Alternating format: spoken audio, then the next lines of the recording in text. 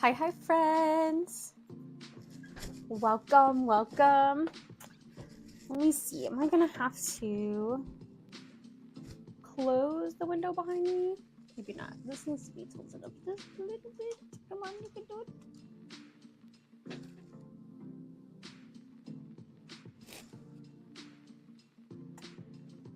That's too hot. Now let's see, but I can like maneuver this part a little better.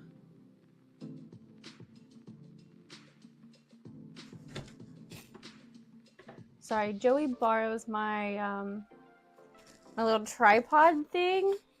I think that looks okay. Is it crooked? I think it looks okay. And then I might need to close the blinds behind me. Hello, Dr. Miss Raven. Welcome. It's actually a bright, sunny day today, surprisingly. That's a little better. After all the rain in all the places, thankfully we didn't get affected too bad. Like, I know some places in Tennessee that are kind of close by got hit pretty bad. There was a lot of people that were like buying food at Walmart to take to people. But thankfully we are good here. I hope everyone is safe where you're at. And we didn't have any flooding like our bridges and stuff. Luckily, they were pretty close. Like if we had one more day of like full rain, it probably would have had to close down some roads, but thankfully we're good. Hi, Bethany. I got a star seller on Etsy. Oh, that's awesome. Which one did you get, if you don't mind to tell us? The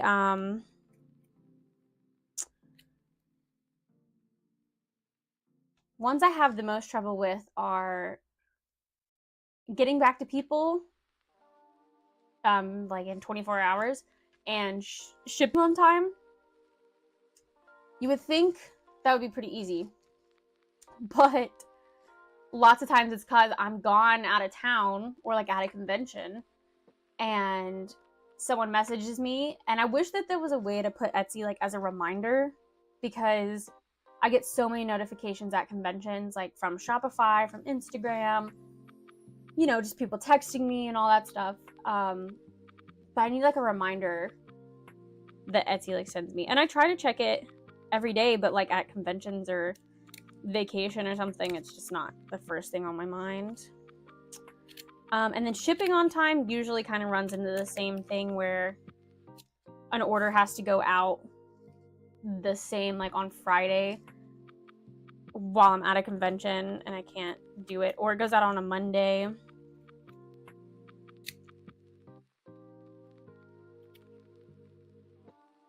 But I think we're doing better. The big problem I was having is I agreed for Etsy to like give me people's messages, or like not messages, orders that would go out on the weekend, but I didn't know that that would, or something, they sent a thing saying like, oh, if you change your shipping time, like more people would buy from you or whatever. And so I think I updated it, but then it was like, okay, yeah, so you agree that you're going to be shipping on Saturdays now and like packaging on Sundays and stuff. And I'm like, wait, no. If I get to the post office on Saturday, awesome, but do not tell them it's guaranteed. Change that back to Monday. So ever since I changed it, it's a little bit better. When I'm out of town, I put my shop on vacation mode. I have never done that, except for when they put my stuff on vacation mode when I didn't update my tax information or something. They said wasn't matching up. It might have been because I like changed my name and some like with my tax thing, technically I'm Megan Younce instead of like Megan Coomer. So I think that was part of it. But they told me like, oh yeah, we've given you like a month to update this. And I'm like, I have not seen anything about this. And you guys just put my shop in vacation mode? What?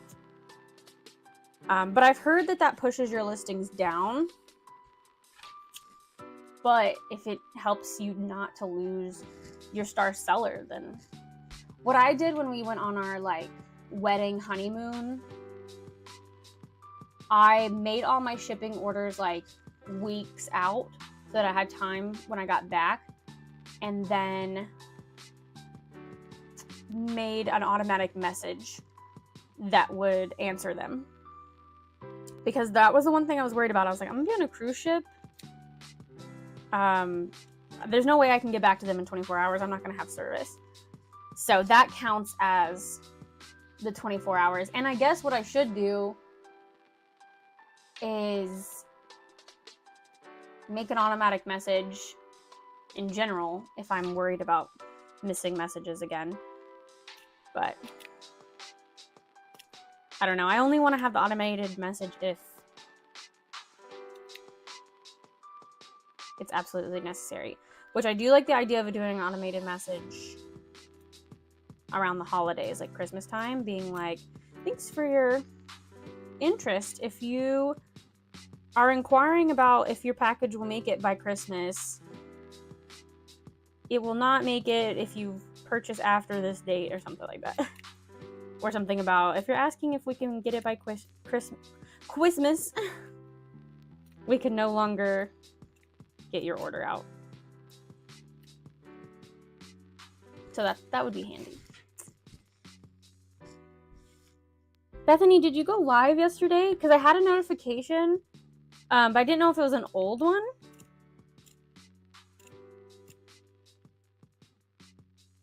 That I just like missed, or like I just said, my notifications they pile up, and I'm bad about closing out my apps and all that too, so who knows.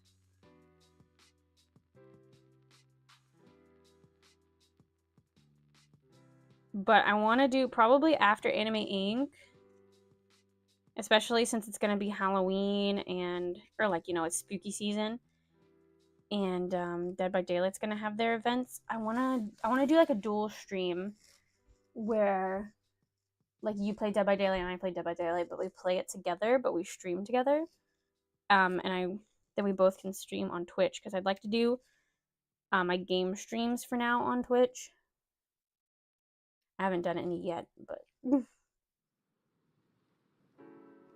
Tiny Glade, how did it go? Just some chill time.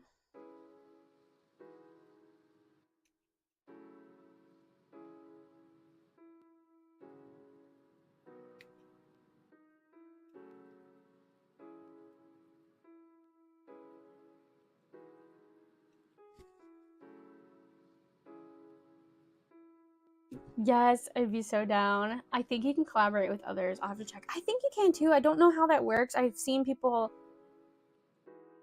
like, you can do, I think it's the viewer maybe can choose to view both of them at the same time. It's kind of like a split screen, kind of. But I'm not sure if that's what they're doing. If they're doing collaborating, or if it's more of they did something on their side.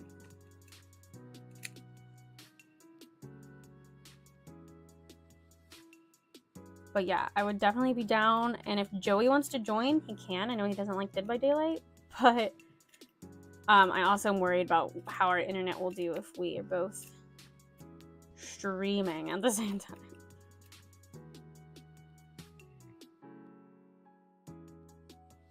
But after Anime Inc., my next big one is GalaxyCon Columbus. So I have a couple of little ones, but I'm not going to be stressing like, oh, I have to, you know, have a lot of inventory, like X amount of inventory.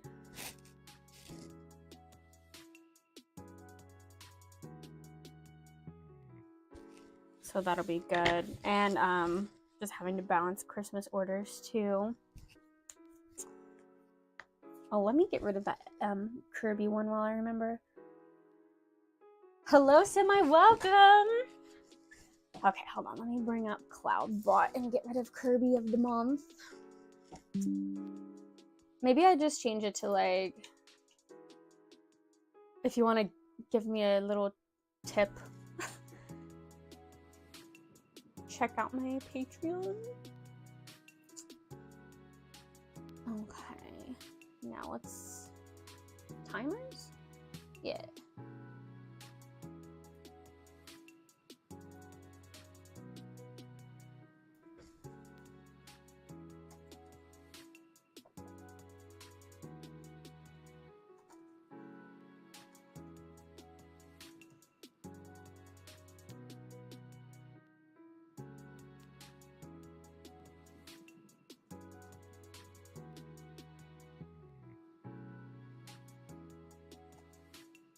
Shoo, Daisy, you pooted.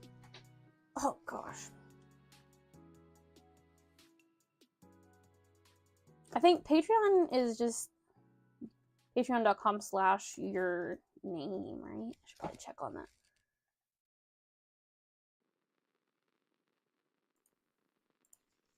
Patreon, yeah. Confirm.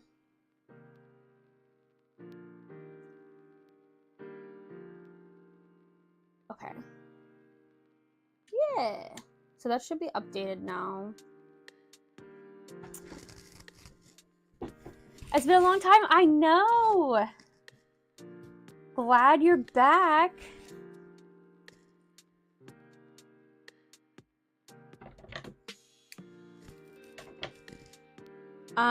So I have a lot of things that I want to do today. Because, okay, Anime Inc., we're leaving Thursday after Joey gets off work.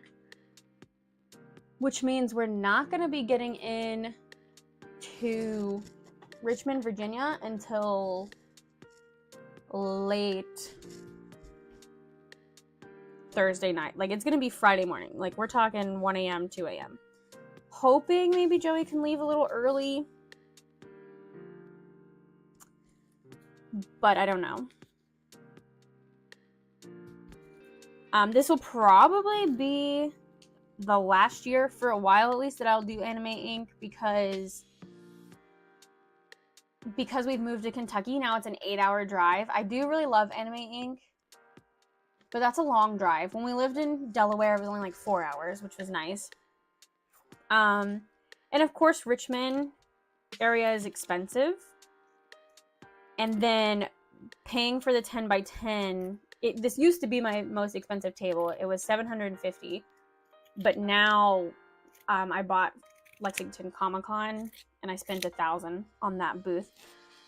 But that's like pricey for me.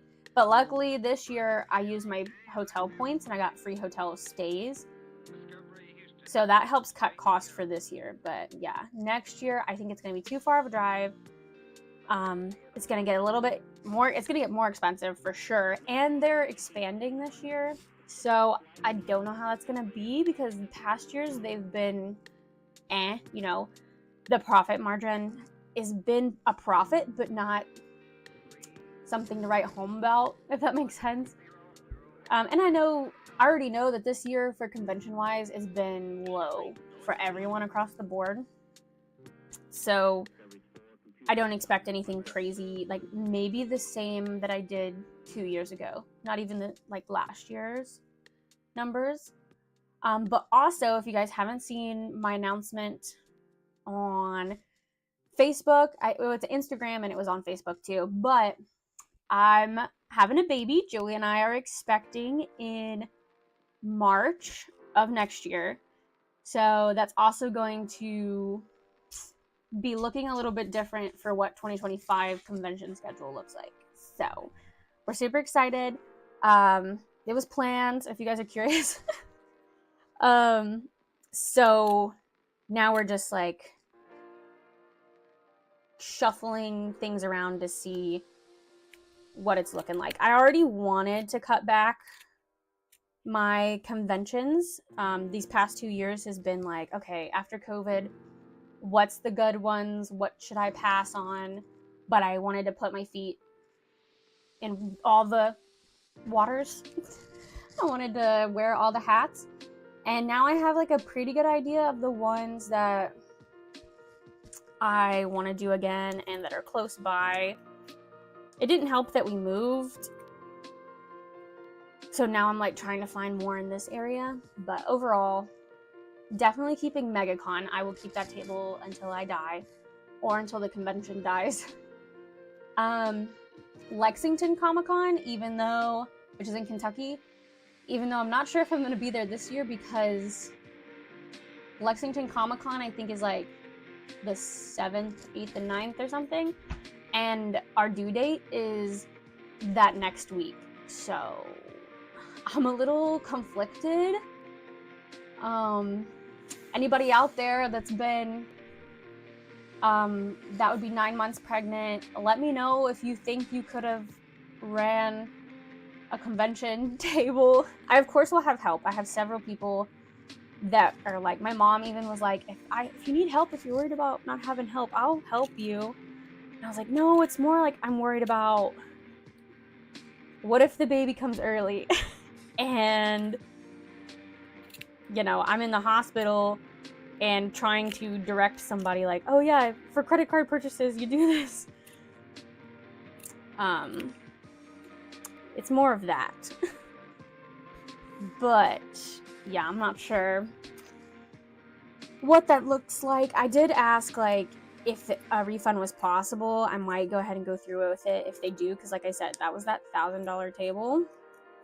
And it wouldn't be bad to have $1,000 back right now. It'd be very helpful knowing what I know now. But I mean, I could also potentially profit $3,000 if it's good still. So it's a toss-up. I don't even know where I've been. Time keeps flying by. How are you? I'm good. You heard. Yay, little feet running around. Yes, so excited. We've already decided that like because we have 3 dogs and they're pretty good sized dogs. And everyone's like, are you gonna put your dogs outside? Like, they're gonna be outside dogs now, right? And I was like, no, are you crazy? Like, you must not understand that these are our babies too. Like, of course, human babies, it's a little different, but we still love these are our family. They're not going outside. They might get, like, we have the doggy door now, so the doggy door might go up more so that they stay outside. But I'm like, no, these puppies are going to grow up together with the baby.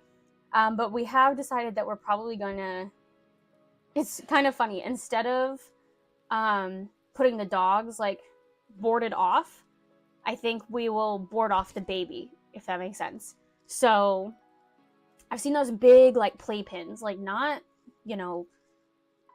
the 5 foot or whatever, like ones that are like almost a 10 by 10. We'll probably do something like that in the middle of our living room and like, put nice padding down because we have dogs. There's fur everywhere. They track in dirt, bugs, like it's gross sometimes. And I would feel more comfortable having the baby contained in a spot than trying to contain the dogs in a spot. So that's the plan. And plus, I'm sure it'll stay cleaner. And for the first 6-7 months, baby's gonna be in one place. So then when it starts moving around, I'll feel safer. Or I'll feel that they're more safe. I'll feel more comfortable. And I know Obi and Daisy for sure, they love to lick faces and stuff, so that'll keep them from getting in the baby's face and giving them all the kisses and stuff. Fur babies. Yes, we love our fur babies. They are our babies. They're our first babies.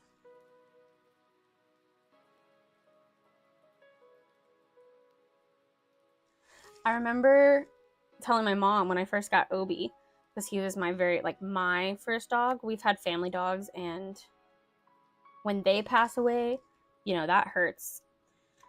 That is like, a family member passing. But I remember when I got Obi, I was like, it's not a human baby, but I would die for I would die for that dog. So I'm like, I can't imagine when we have real babies, like how strongly I'm gonna feel about dying for, like, I understand. And that's a dog. That's my dog. But yeah. Our other conflict, which I'll also take input on, if anyone's really good with home decorating or organizing, planning, we have, the master bedroom. We have 2 other bedrooms, but one of them is my sewing room, and one of them is a gaming room. And trying to figure out where the baby's gonna go.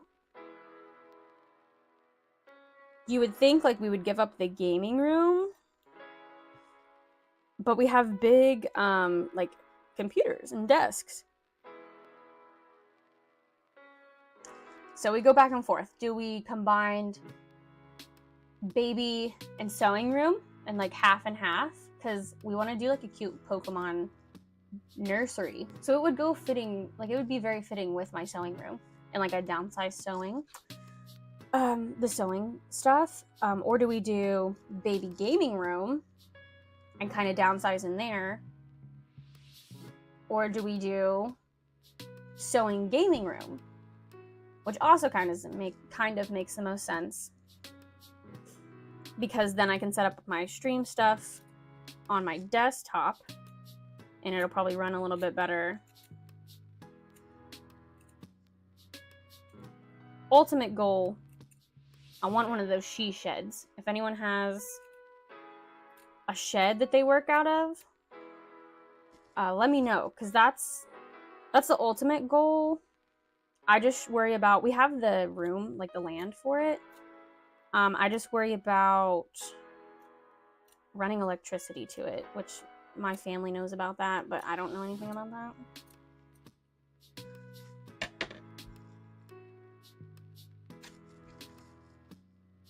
Totally got sidetracked, by the way, because I was talking about what all we had to get done, and now I knew I was going to go on a baby tangent. Now that I can talk about it on the lives.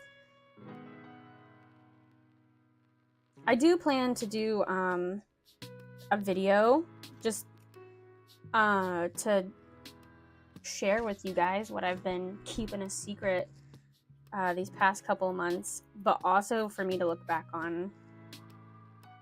I don't think it'll probably be half and half. I'll cut it in half, where half of it's like, okay, what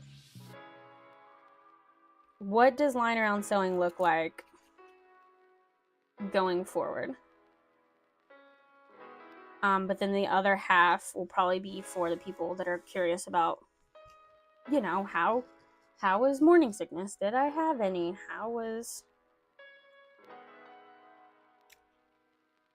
my symptoms? How did I know? Or like all that stuff. More of the nitty gritty, that if people are here for convention stuff, they can just not watch it if they don't want to know.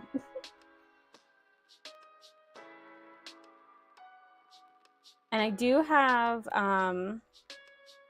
Joey's reaction when I told him that if he's okay with, I'll share in one of my vlogs too.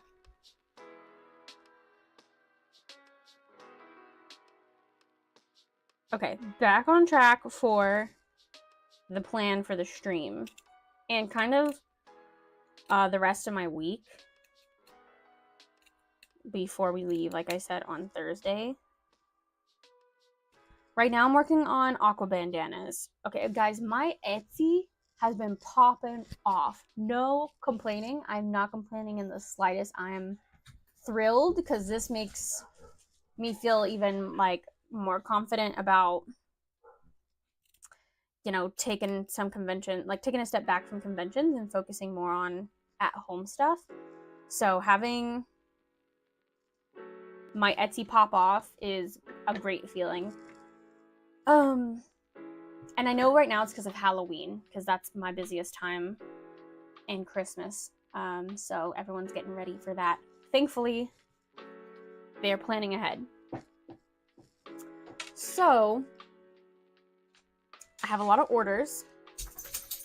Let me double check. I think it's 22 to be exact.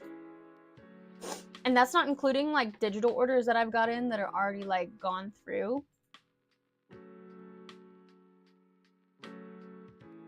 Okay, 21, and one of them is so 22 if I count that I have one through like my Instagram. Trying to find my, there we go. That would be a great way to keep like a diary about all about your experience. Yes, when I was in college, I wasn't even like dating anyone at the time, but I was obsessed with pregnancy announcement videos, and like the vlogging life. So I debate on if I want to make another channel, but I've had multiple channels before, and one of them always gets, you know, put last. And I know that I would put Lying Around Sewing ahead of the others, so I don't even think I want to make another channel. This channel's not going to turn into a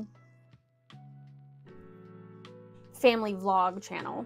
I still want it to be business, but of course, if Joey and I go to conventions, we take the baby, it's going to be in the video.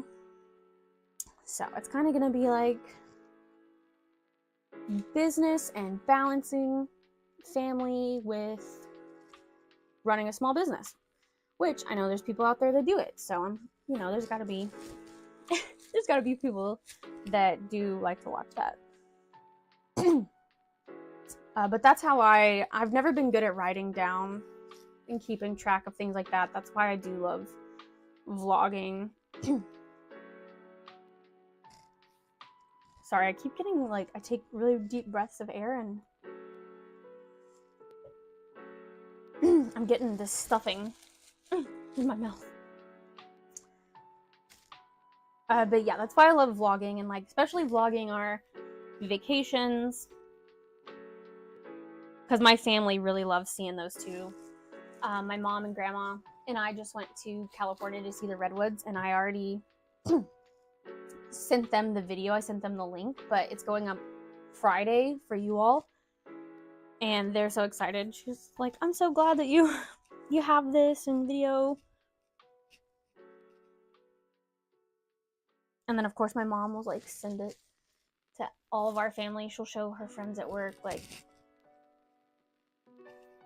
It's nice to have.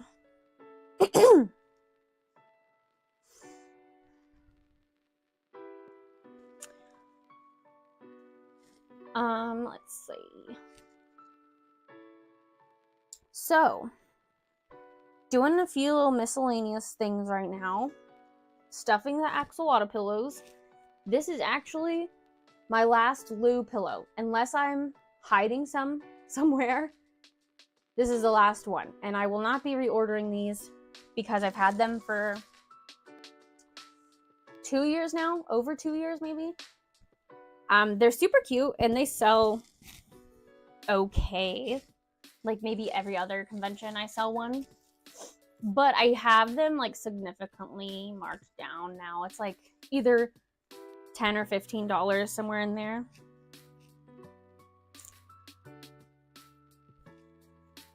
But I think I made my money back if I sell them all. But I don't think I made a profit or anything. So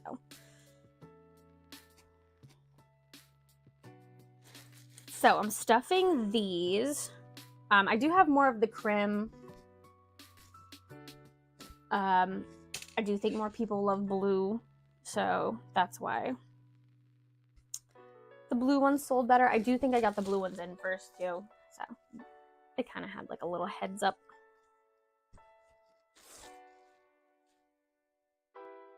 But yeah, stuffing this because this won't take too long.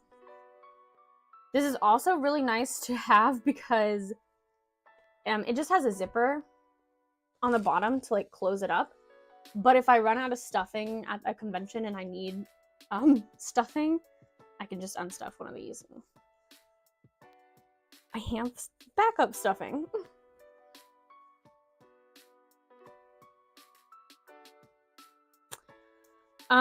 But after that, I have a lot of Team Aqua bandanas. So let me give you guys a rundown of the orders. This is my list. This, I think, is updated. So things that have to go out before the convention is a black Team Aqua bandana and a Vaporeon. The problem with Vaporeon is I ordered the fabric on Joann's, but I think it's being delayed. Possibly, it says that they're having trouble with the warehouse. I'm thinking it's probably because of the flooding. I don't know if it was affected, but that would be my guess. So I probably won't get that fabric in. So I'm going to try to go tomorrow to at least get a yard so that I can get this hat out. And then this is all the stuff that goes out on October 8th, which is the Tuesday after I get back. So Monday, I have a Sylveon that needs to go out. And then the Tuesday, I have an Appa, Umbreon, Link Hat, Lethal Company keychain, and 2 Aqua bandanas. So my plan is I'm gonna make all of that except for the Appa. I'm gonna take it with me to Anime Inc. And if it doesn't sell at Anime Inc., it'll get shipped out immediately. And then if it doesn't, I will remake all this stuff. But odds are, the Link Hat, I'm actually going to make that and I'm going to ship it out because I'm low on that color green and I don't want to sell out. But like Lethal Company keychain, I should have an extra of that. Aqua bandanas, I should have extra. The Sylveon and the Umbreon are the like, maybe not. Because those are my 2 most popular hats. But I am making 2 Sylveon to take with me, and I'm making 2 Umbreon to take with me. But those both could sell. So, I might have to kick butt when I get back, but I'm hoping I'll just have to make a few things, is the hope. But yeah. But the rest of that week, we have another Vaporeon hat, an Eevee, couple of Splatoon hats. We have a special one that they want yellow. We have a couple of Callie hats from Callie and Marie from Splatoon. And then there's a mini Appa. And I think there's a couple of Link hats. So I don't think that this is updated. But yeah, the more that I can get done the rest of this week, even if I take it with me to Anime Inc. and have extra stock there, I have no intentions of selling out at Anime Inc. So I will hopefully be coming home with product.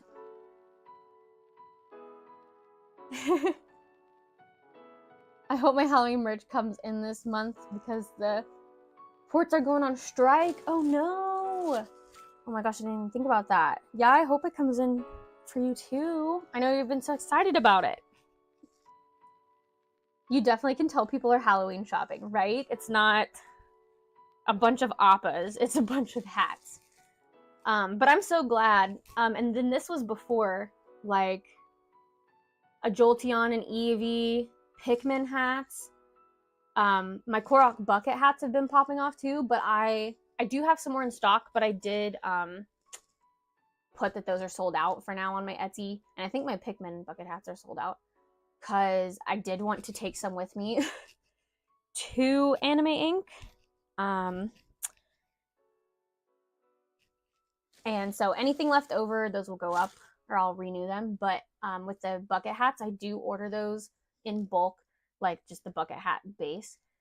And unfortunately, they have to come from like China. So it does take about 2 to 3 weeks to even get the bucket hat base in.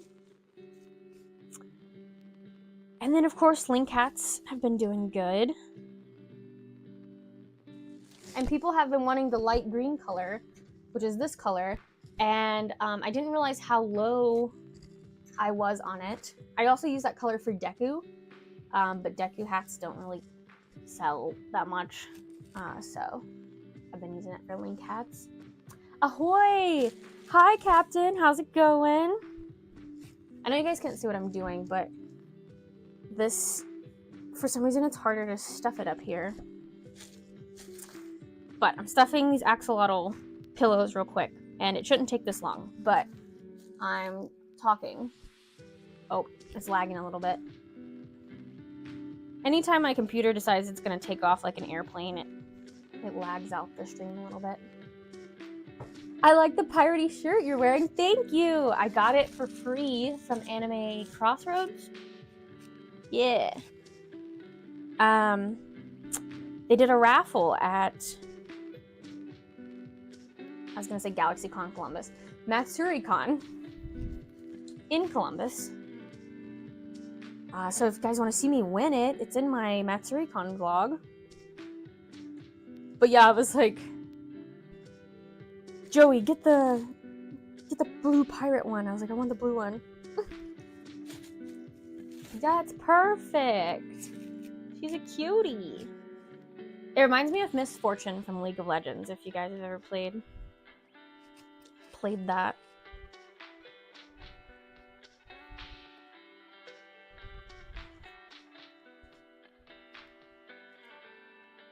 So I'm gonna finish stuffing these axolotl pillows. Then I'm gonna do that link hat that you saw really quick. Shouldn't take very long at all. Then I have 6 aqua bandanas. So I'm doing 3 black, 3 blue, 2 black are orders. But again, I'm going to take them to Anime Inc. and we'll see if they sell there first, because those don't take very long to make. And then I'm making 3 blue ones, and then one of those is an order. And then after that, because that should be, maybe I get all this done in an hour, hopefully, if I don't get distracted. We will move on to probably Umbreon. I'm going to do 1 regular Umbreon and 1 shiny Umbreon.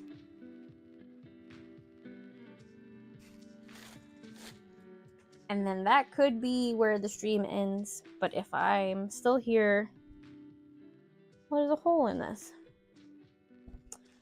I can sew it up. The thing I know how to sew. If we make it that far, I have 2 Sylveon hats cut out that I will make. So see that there's a little hole right there. I don't know if you guys can see it, where that white is. That's a hole. But it looks like it just, the seam didn't catch. And that's all.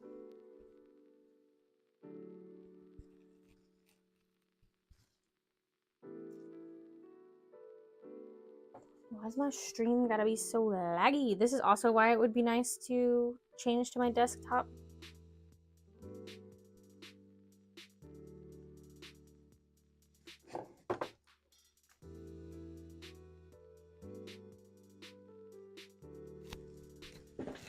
And then let me just make sure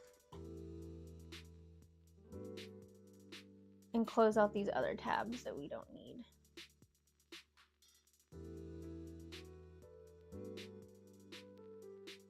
Okay, we just need the music, that's all.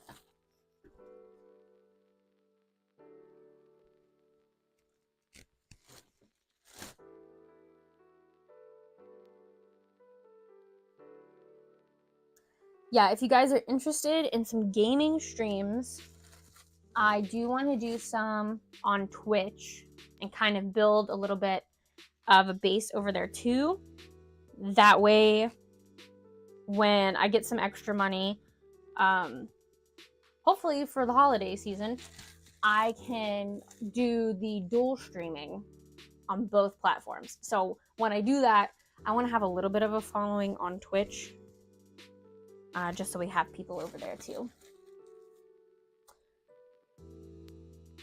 I only have 2 cons left this year, and they're small ones.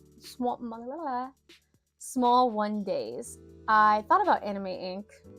Yeah, if it's close, I recommend Anime Inc. It's just really difficult, which you usually do a 10 by 10, so you'd probably do okay.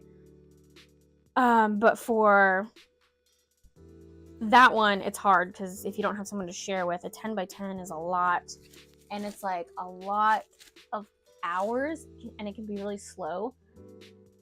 But you know people have money because they are spending, $400+ on tattoos. So they got money and they usually have cash. But then again, you're competing with tattoo artists because at the Anime Inc., the artists are the tattoo artists, and then people selling are the vendors. Even though I still call it Artist Alley, technically I'm a vendor.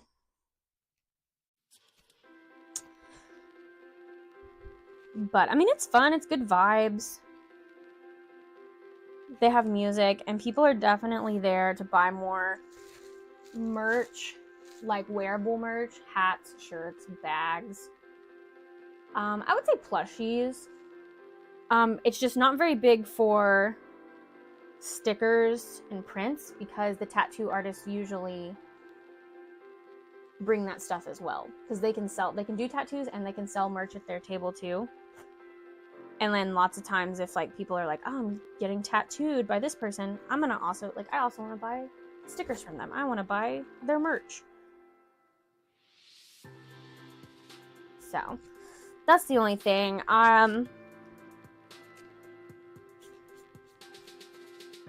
Yeah, I think that this will probably be my last year, is what I was talking about earlier with Anime Inc. Because we live so far away now. It's an 8-hour drive.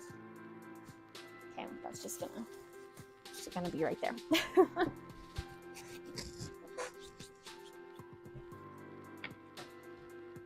But yeah, it's a fun time. And getting to talk to other people about tattoos is nice. Alright, let me clean off a little bit. Put these babies over here. So here's my Creme and Lou pillows. This is the last Lou one there will ever be. If you guys are interested in it, let me know. It's like, it'd be $15 with shipping. But I'm not ordering any more of these pillows. I think I ordered 20 and I've had 20 of each, and I've had them for 2 years. So ready for them to be gone. But it is nice to have something that's not like it's on hand. It's easily accessible, and I don't have to like remake it every time.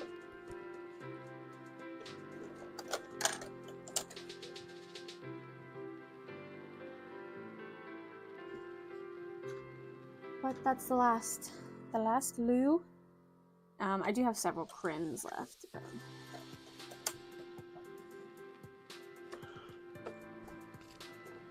Have you guys played the new Legend of Zelda? The one that is actually Zelda Echoes?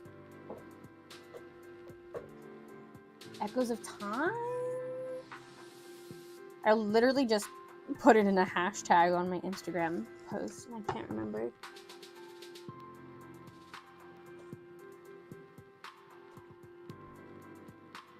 It looks really cute. I love the chibi animation.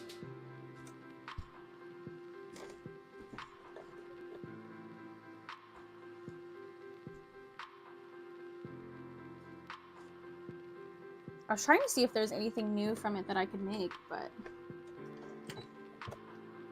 it's usually just Zelda hats that I can make in like Koroks, and I didn't see any new little characters like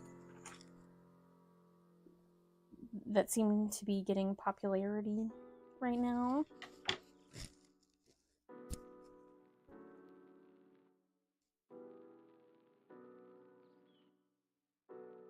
But if you guys think of anything, you let me know. A lot of my the things that I make are because people like requested. Like Appa was a custom order request. And a lot of my hats that I make are usually requested.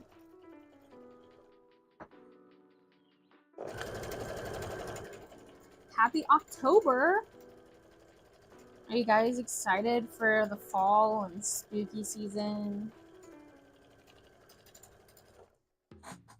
And beanies and flannels. I'm excited for apple cider and caramel apples.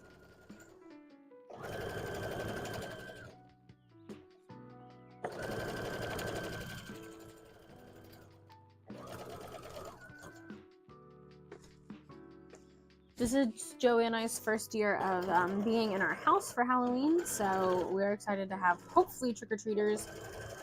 We do have several kids in our neighborhood, but I don't know if they'll like do a lap around here first because I feel like they're gonna go more places than just our neighborhood. Like our neighborhood's not small, but it's not huge. My mom's neighborhood, on the other hand, like she had 200 kids last year, and that's where Joey and I happened to be visiting during Halloween, and we did our Team Magma cosplay, and we helped her make 200 trick-or-treat bags because that's how many they were expecting. Now, unfortunately, they do the car thing where they like drive around the neighborhood, which I guess is technically safer. Plus, I don't know where they would park their cars. It's not like we have a parking lot in our neighborhood. Because they started doing that during COVID, and then I think it just kind of is going to stick. But the plan is, I'm assuming everyone that lives in this neighborhood is going to go around the neighborhood when it starts. Like, you know, whatever time.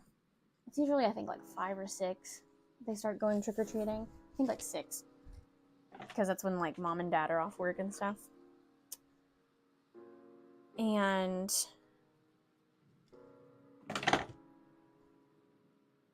they'll hopefully, like, maybe we'll stay here for an hour or two.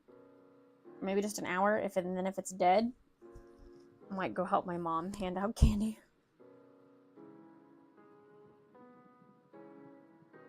You just don't get to see their costumes when they're in the car, though.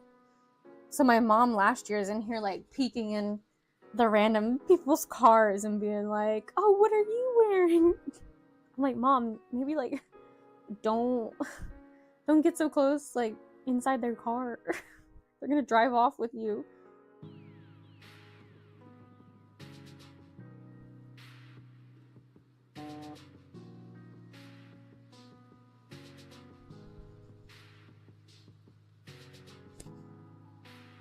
Had to make this hat just a little bit shorter. When it's done, I'm gonna see if it's still pretty close to the length it's supposed to be, but if it's like way too short, I have to go get fabric tomorrow anyways for Vaporeon, so if they have more of this green color, I'll probably make another one, but I wanted to go ahead and do it just to be safe, because this one doesn't have to go out before we leave, but I don't want to take it to Anime Inc. if Joann's doesn't have this color in stock.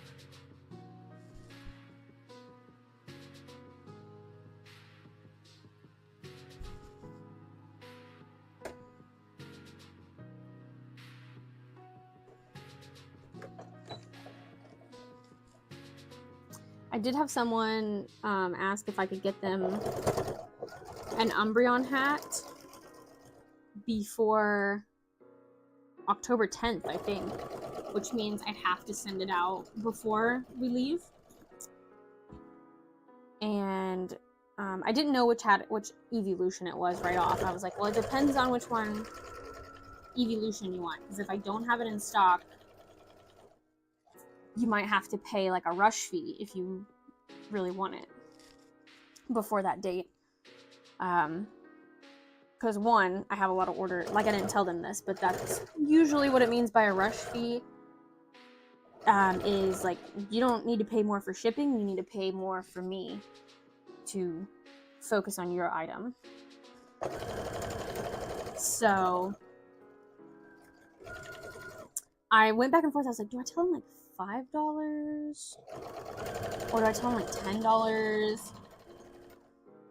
So I kind of like was talking back and forth with myself to be like, okay, well, how much are you willing to, like, if you gotta stay up late to make it, how much are you willing extra? Like, you want $5 or you want $10 more if you have to put in the extra time?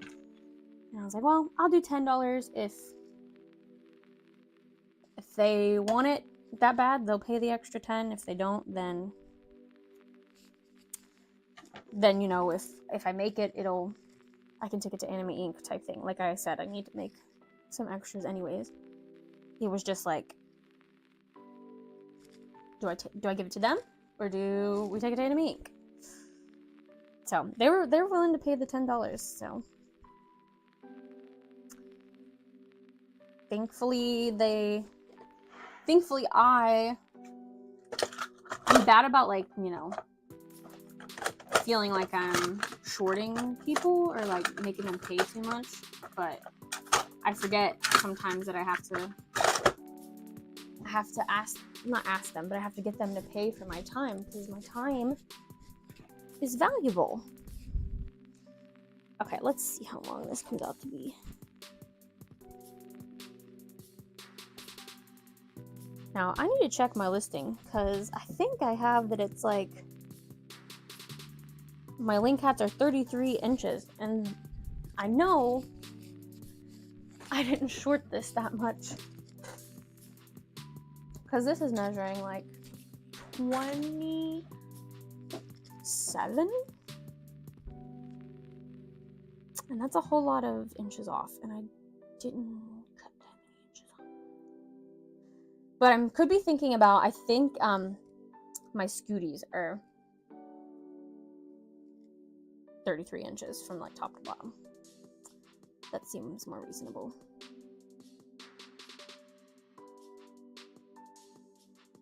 Okay, this says 30 inches, so. And it says around 30 inches. So let me double check again.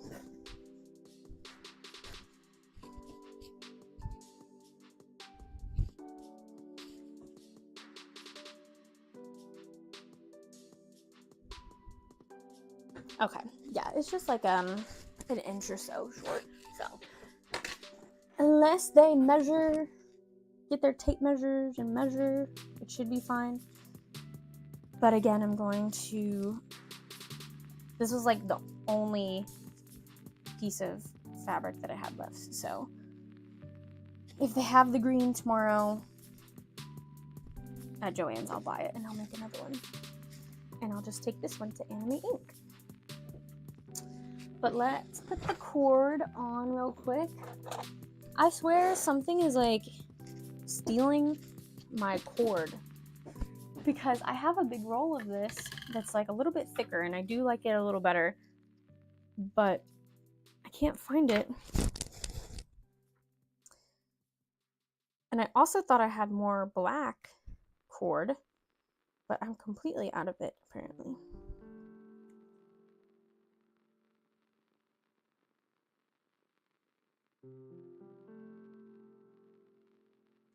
So the good thing about fleece is it doesn't unravel. So I'm just cutting straight holes in this. And then I'm gonna feed this, it's like a fake leather, fake suede cording through these holes like a shoe, like shoelaces, like shoelaces. And then I just sew the two ends together. And it's very nice, and it's a lot easier than if you had to put little what are those things called?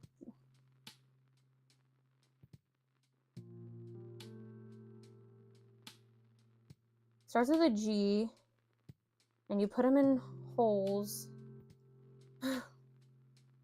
It's like Gambit, but it's not Gambit. Garnets. I'm so close. Bethany, are you there? Help me.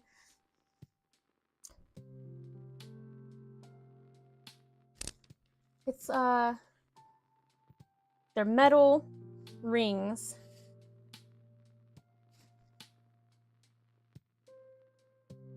And like your shoelaces go through them.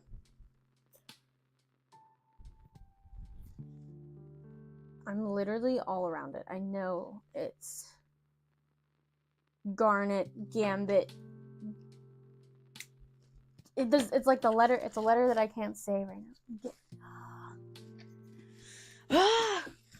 I'll think of it in a minute. Like when I go quiet, just remember that's me trying to remember what these freaking things are called. And they make tools for it, and you like it's like a hole puncher type thing, and you have like one piece on one side and one on the other, and you like pinch it together.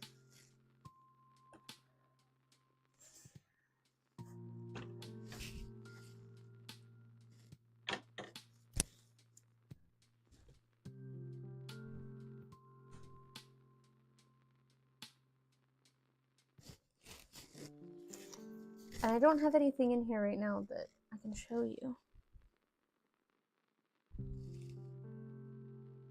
But basically, you don't have to do that because this won't unravel. Whereas if you were working with like a cotton fabric or silk or satin or something, it would unravel, and you would either have to kind of make tiny like buttonhole type things so that it wouldn't unravel, or you have to use those things that I'm trying to think of.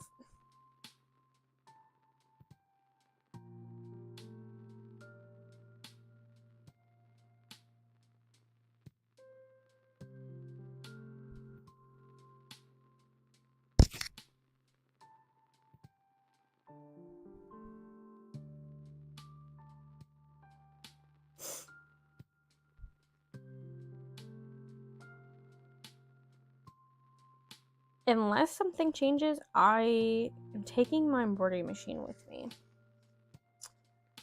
And we'll see how that goes, because we do get electricity to our booth. And speaking of, I need to pack like an extension cord too, just in case, because it's either I will have the electrical thing behind my booth, or my table neighbor will. It's like every 2 people. So I need to start a list.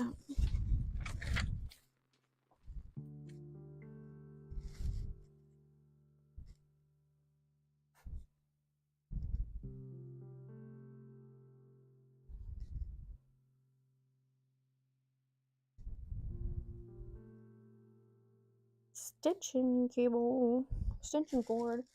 And unless I forget to bring something, which is a very high possibility for my embroidery machine and stuff, I'll be able to make like mostly beanies. I think that's all I'm gonna take is just beanie stuff.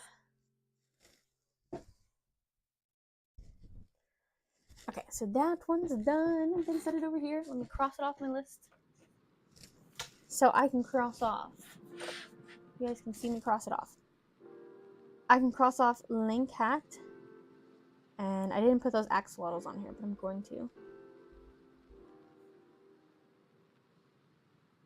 Woo! Because I like crossing stuff off. Now let's do these aqua bandanas. Joey and I were just talking about how technically I can do these on my embroidery machine. I just have to make the file. And if I wasn't on a time crunch, I would do that right now. But as always, I'm on a time crunch. And these don't take long to make at all. That's why I sell them for like $15.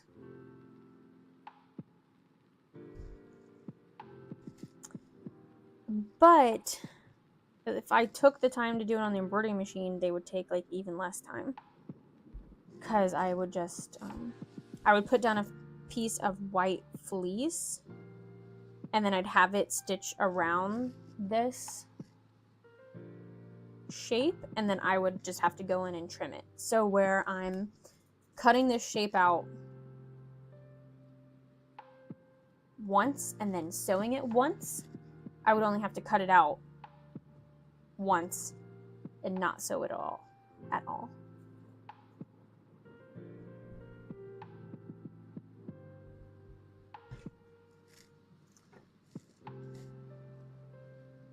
And then the hole in the middle would be the same every time, because you can see like this one's a little bit bigger than this one. But I mean, that's what you get when you get handmade stuff.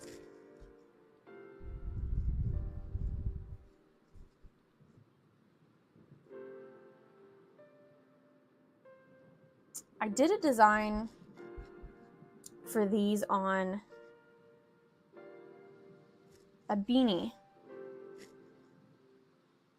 And I might do it for Anime Ink. I don't know if I have time.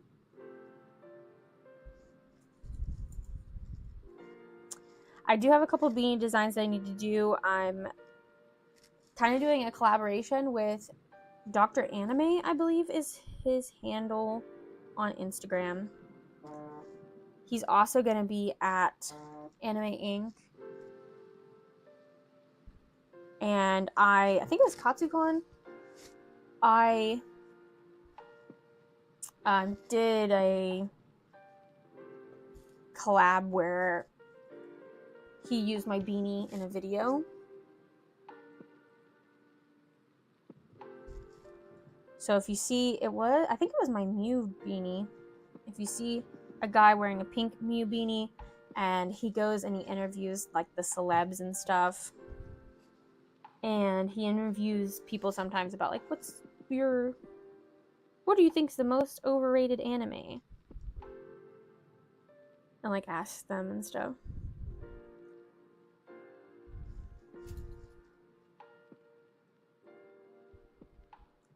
So we're doing a collab where I'm doing some beanies inspired by the guests that are going to be at Anime Ink. It's a little hard to do because some of them are animes that don't have a lot of cutesy stuff, which is my thing, or things that I can put on beanies. So, you know, I do Pokemon faces, I do avatar symbols, like things like that. But if it's like an anime that's really heavy, like fighting or something like that, I'm like, I don't know what to do. Like one of the voice actors from Jujutsu Kaisen is gonna be there, and Jinjutsu. Anyways, and I'm like, I have no idea. I did watch a few episodes. Jujutsu. Nope, I'm done. I'm not trying anymore.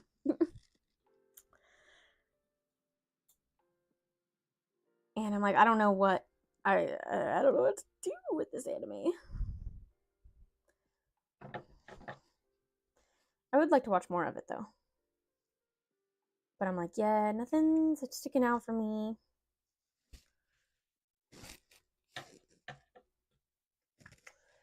I just realized I didn't cut enough of the symbols, so I need to cut 2 more.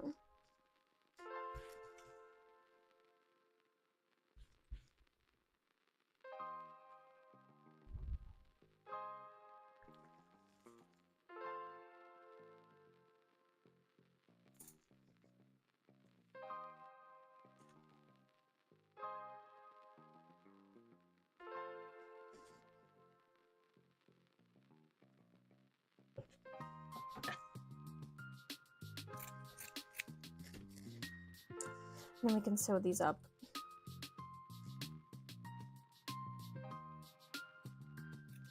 But with the beanies, I have to still make, I have the designs drawn out, but I haven't put them where I can do the digitizing file, which then means I have to digitize it, and then I have to tweak it and like see how it comes out on the embroidery machine, and then change some of my stitchings if it doesn't work right.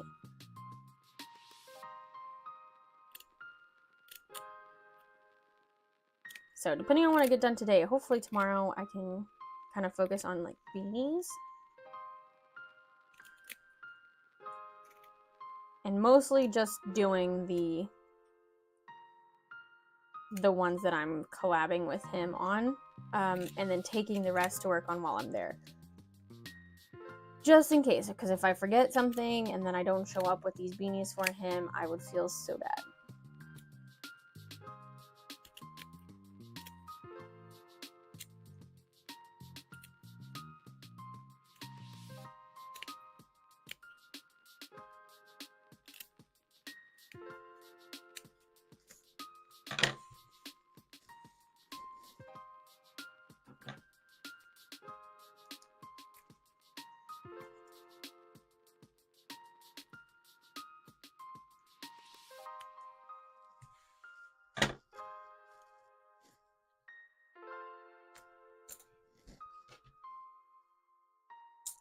Alright, I'm just going to clean this up.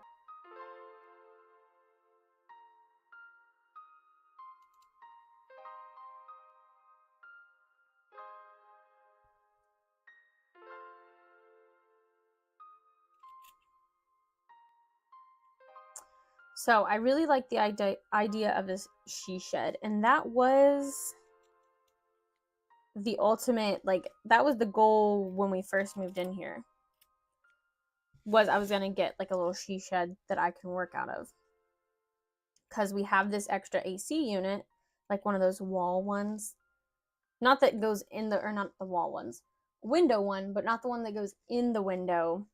It like sits below the window and you pump the hot air like out through the tube or whatever, and it goes outside the window. But the way that they built our fence for the dogs, I can't put a shed inside the fence. So I also feel bad. I still kind of want a shed, but I feel bad because the dogs, they like to hang out with me, you know? And if they want to come hang out with me in there instead of in the house or in the yard, I would have to like walk them individually, unless I made some kind of tunnel thing, which is a possibility, but I don't think it would be the priority.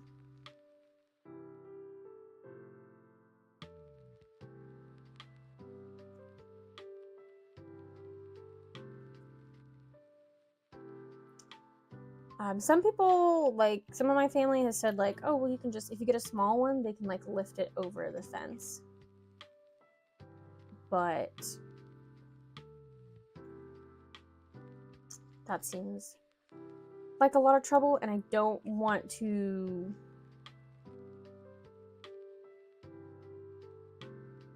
have like parameters for like how big or small it has to be, just because I need to be able to like lift it over the fence. And it's not like they wouldn't lift it by hand, they would like use a crane, forklift or something.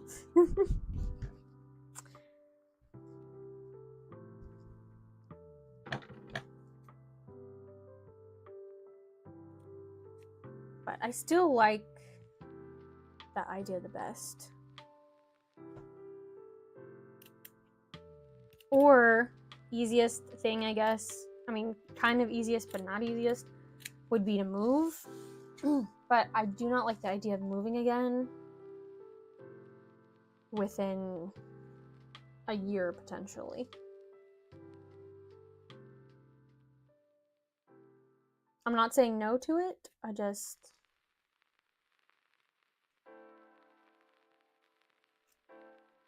feel like we just moved though. Wouldn't be as far though, thankfully.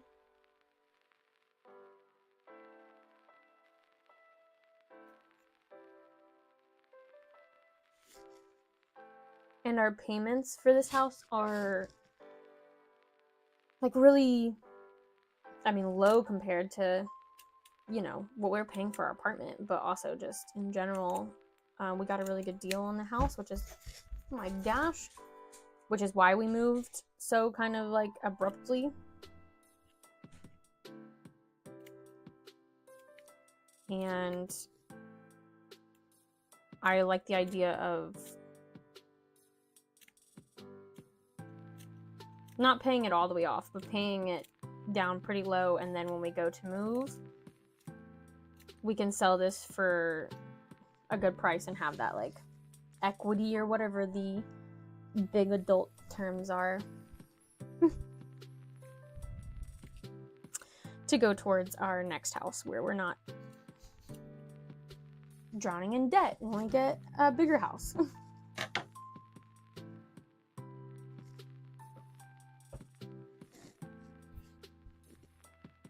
Joey keeps saying like, oh, we're gonna have kids now, we're gonna be console gamers now, because it's easier to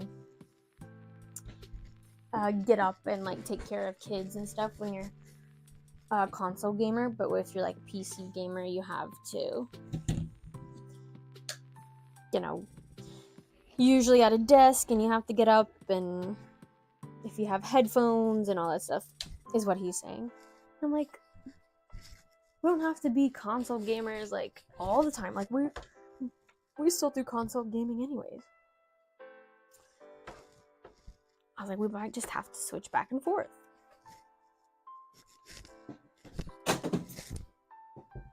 Sorry if that was loud. I realized I brought the rotary cutter over here with me.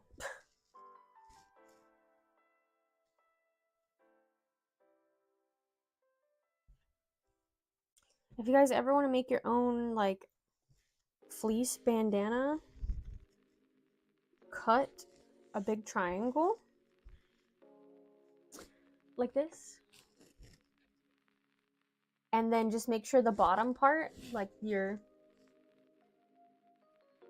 straight bottom, is on the stretchy part of the fleece so that you can stretch it and tie it around your head. And that's it. And then if you want to put something cute on it, you can just cut it out with more fleece or felt and just glue it on. Or if you have some sewing skills, you can sew it on. Easy peasy.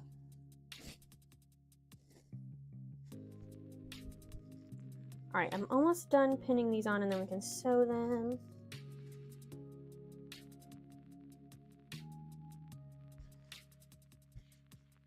I'm not looking forward to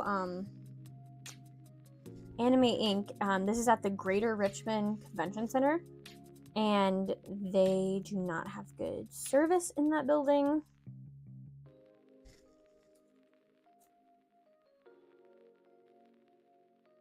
So I am charging my Solus Wi-Fi thing. I saw that they offer Wi-Fi that you can buy through the convention center, but it is like $165 a day or something, and like $495 for the weekend. And I was like, nah, it's good. I will take what I can get.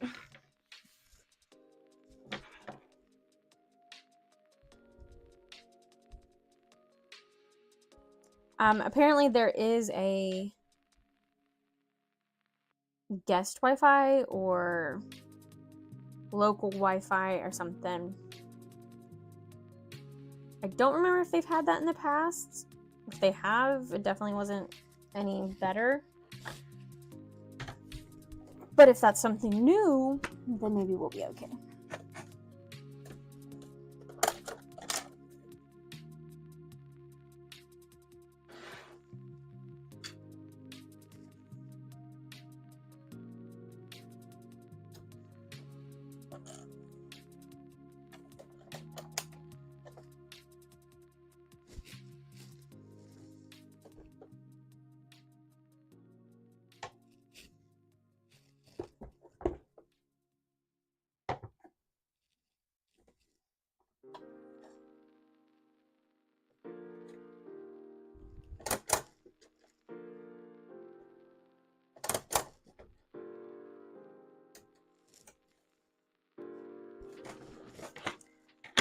Alright, let's sew up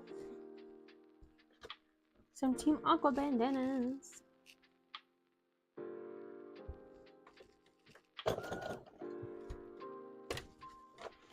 This is too far away from me. Can you guys still see? Yeah.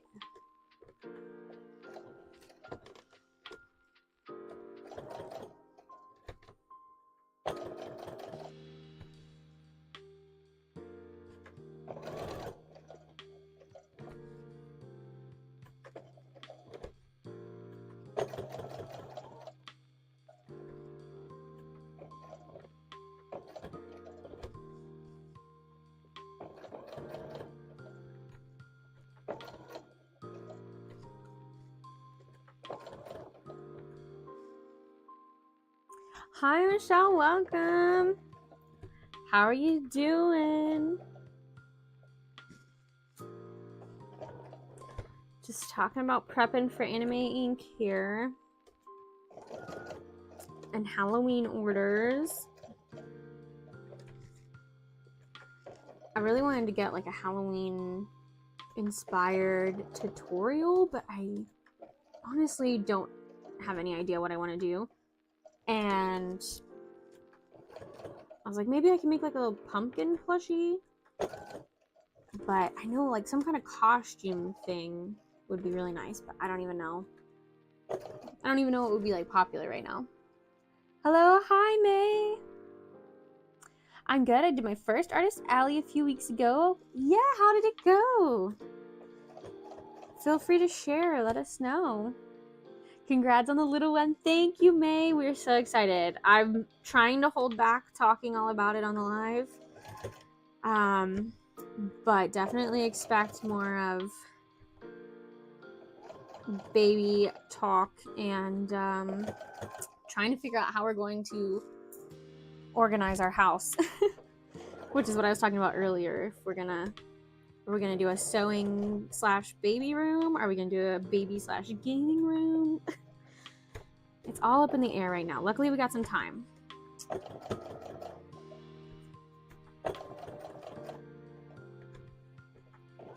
If only we had like a den area or like a basement or something.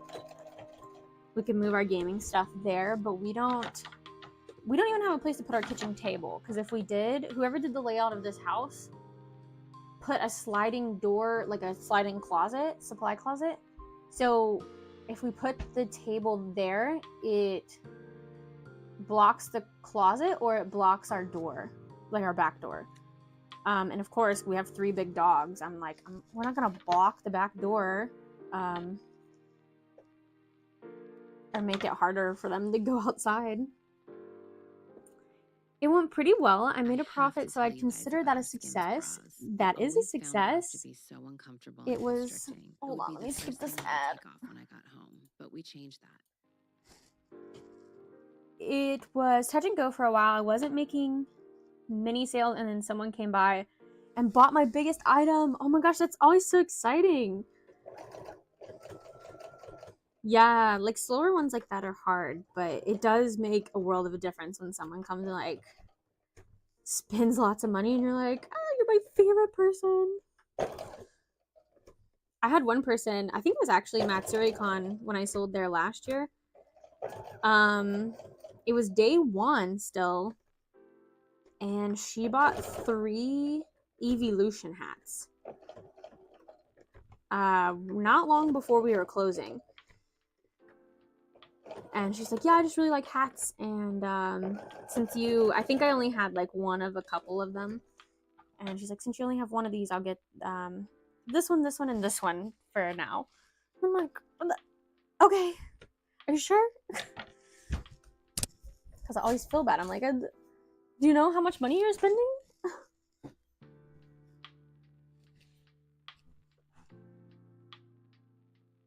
It was harder than I thought being at a slow event, like emotionally, lol. I was just sitting there like, hi, please like the things I put my heart and soul into. Yeah. I always try to bring stuff to work on. I really like bringing stuff I can sew, because then people are like, oh my gosh, you do all this? You do this by hand? Like, you make all this? I don't do it all by hand, but I usually go into the explanation of like, yeah, I do this on my embroidery machine, and then I hand sew this on, and stuff like that. And I think it really does help because people know that you're the artist and they can ask your questions. And also, I feel like they are more inclined to spend more money because they're like, for sure this is handmade. It didn't come from the internet and resell and all that. And I think it's a good conversation starter too. But I don't always, like, if it's a super slow event, I run out of things to do sometimes.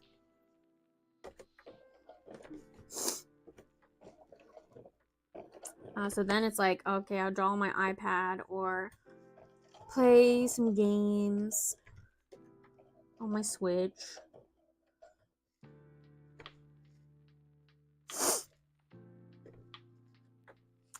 I brought a few things to stuff and work on, but I ran out of stuffing after one. Vastly underestimated the amount that was needed. We'll definitely bring more next time. Yeah. And you never know. Like, that's the thing, is you never know what you're gonna have time to do. The next one you go to might be like so busy, because sometimes I'll have like one of an item, like say I have one pink Kirby, and I'll bring more, but I'm like, as long as I just have one right now, it's fine. But then that's like the first thing I sell is like a pink Kirby, and then I'm like, oh well, I need to make more. But then you get a line of customers, so I don't have time to make any more. So then sometimes you run into that problem where you're like, I technically I can make more, but I don't have the time right now because it's actually a busy convention.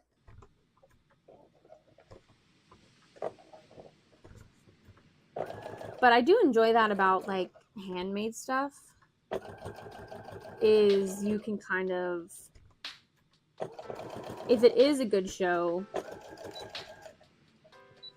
you can keep making inventory if you have this stuff on hand. And there's been times when, if I'm doing a convention close to home and it's like a 2-day, I'll go home and make something and then bring it in the next day. Like somebody was like, oh, I want an Umbreon hat. And I'm like, well, I can make you an Umbreon hat if you're going to be here tomorrow. And they're like, yeah.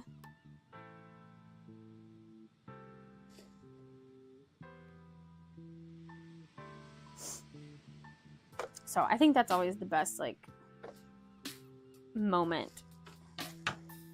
And most of the time, I don't regret it, because, yeah, I might be staying up till 12 a.m., but, you know, I just made like $50 extra.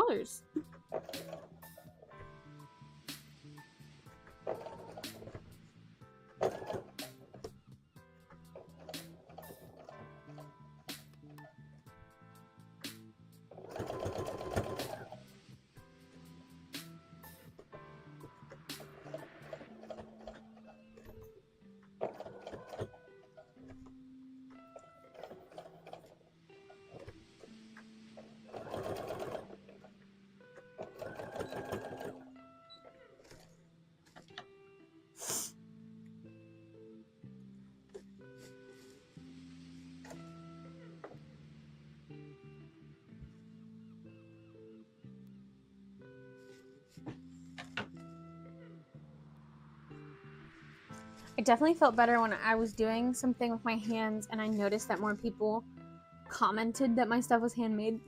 I need a more prominent display. I don't think some people realize that everything was handmade. Yeah, and that's hard. I've never found a good way to let people know that. I usually have like a little bitty sign, and then I used to have that big banner that says handmade hats. But I haven't found a good way to display it. So that's why I do think having, like, showing that you're working on something is always good. But yeah, the best thing I can think of is always just having a sign that says handmade, or, you know, on your banner, on your, that's not what I meant to do, that has like your name of your business, putting handmade crochet or handmade hats or plushies. Because I get a lot of people that, you know, are like, oh, my hats are expensive, or, you know, they don't say it directly, they mumble it under their breath, but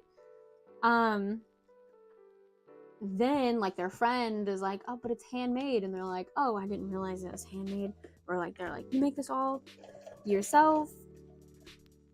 So it's such a battle.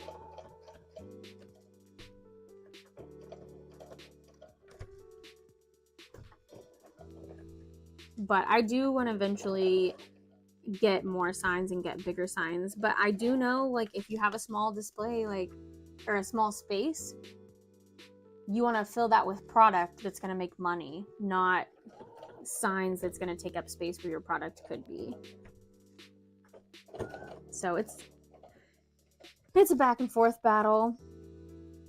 I got a lot of that. Yeah, it's always on my bingo card.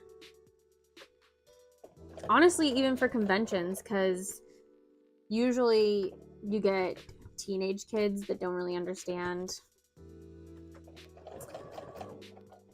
the amount of time and materials and work that goes into it.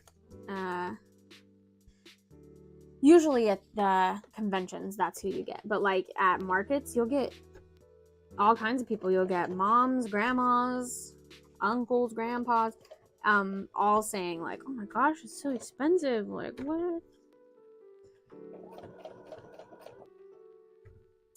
But I usually don't say anything. It's not, you know, that's not my customer. If that's how they feel, then I'm not gonna convince them otherwise.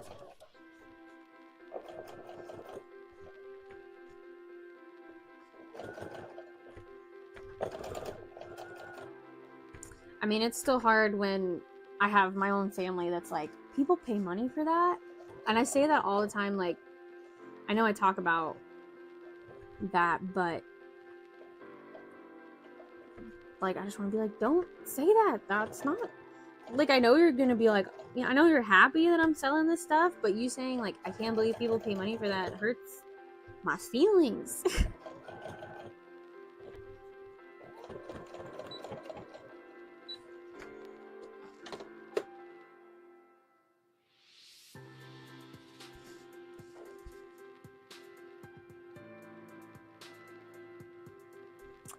I had the funniest interaction with a probably 10-year-old kid. His parents were vendors, so he was around all day. He came up and asked me how long I spent making everything on the table.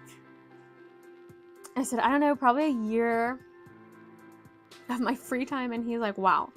Picks up a $15 item. Can I have this for free? No? Did you not hear what I just said? Yeah.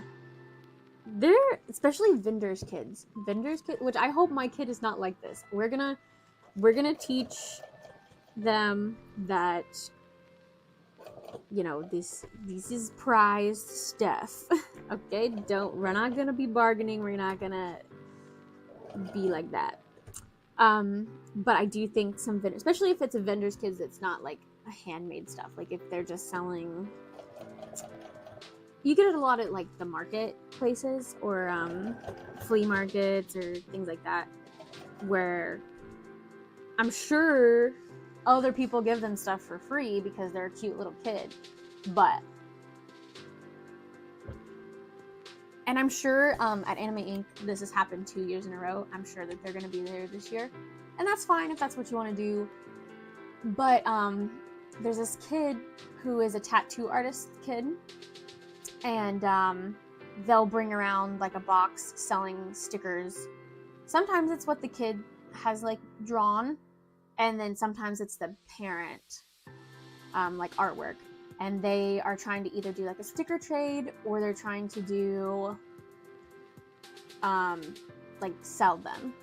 And I'm sure that you know, they are cute, and they do get, and it works because they keep doing it. They get a few sales, or they get sticker trades or whatever.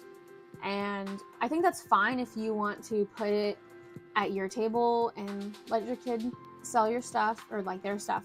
Totally fine, totally cute. That's your space. But, and it wasn't just one time. I think one time they came and sold maybe those chocolate bars. It was something else.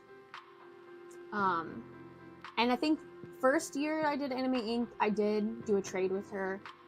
But this year I was like, no, thank you. Sorry. I don't know. I just felt like I had to do it, I guess. I felt pressured and I didn't like that. So I didn't want to do it.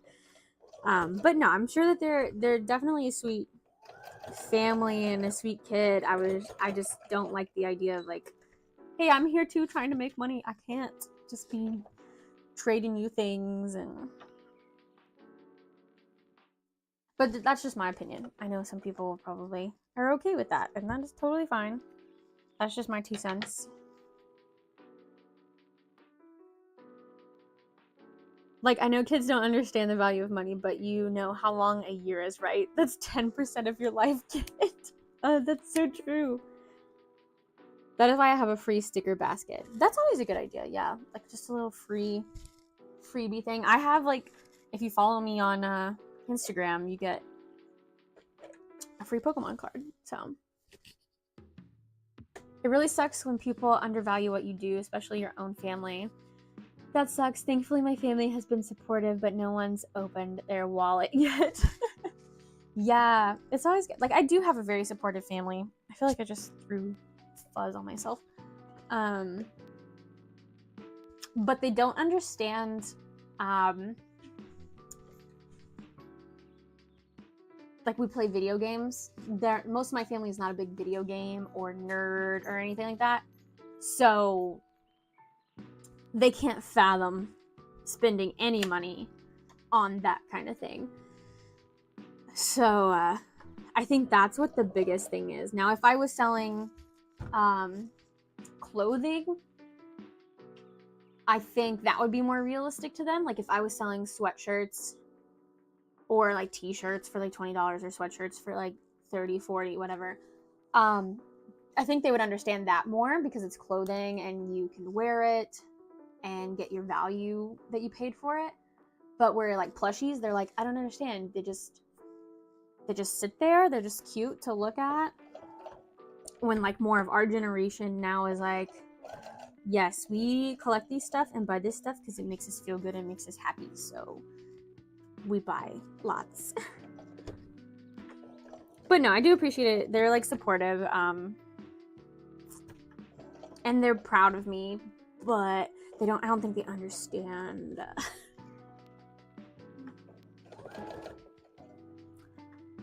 Because I do get a lot of like, oh, you should make this, and it's like a shirt, or it's something for babies, or it's something for dogs, and I'm like, no, that's not, I don't enjoy that. That's not my enjoyment. Now, when our baby comes along, will we probably be offering more baby-sized linked hats or baby cosplays? I don't know, probably. But I also don't like the idea of getting into any kind of choking hazards or anything like that. So that's also why I don't like to label things as baby or children.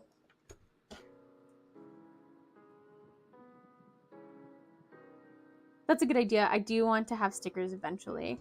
Yeah, stickers, if you can, even if you have just a little bit of art experience, stickers are really good to have because they're cheap to make and cheap to sell.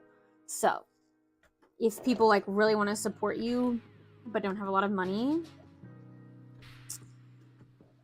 they can buy a sticker.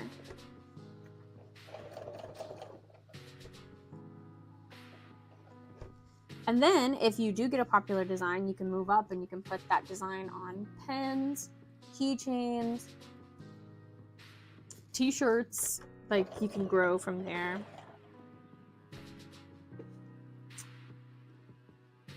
The only thing my family knows what I make is Pokemon, LOL.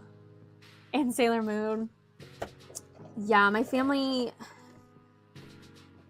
probably knows a little bit of Pokemon. Like, my brother plays Super Smash Brothers, and we play a little bit of Fortnite, but it's not like he really has anything memorized. He probably knows, because he grew up with, like, the 64 and, like, NES. So, he knows, like, more basic Nintendo stuff, but luckily his son, my nephew, is kind of more of a nerd, so he kind of knows.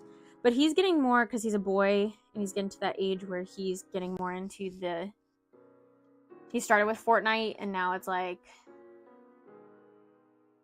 he's into sports right now, so he's been playing like the MLB games or whatever.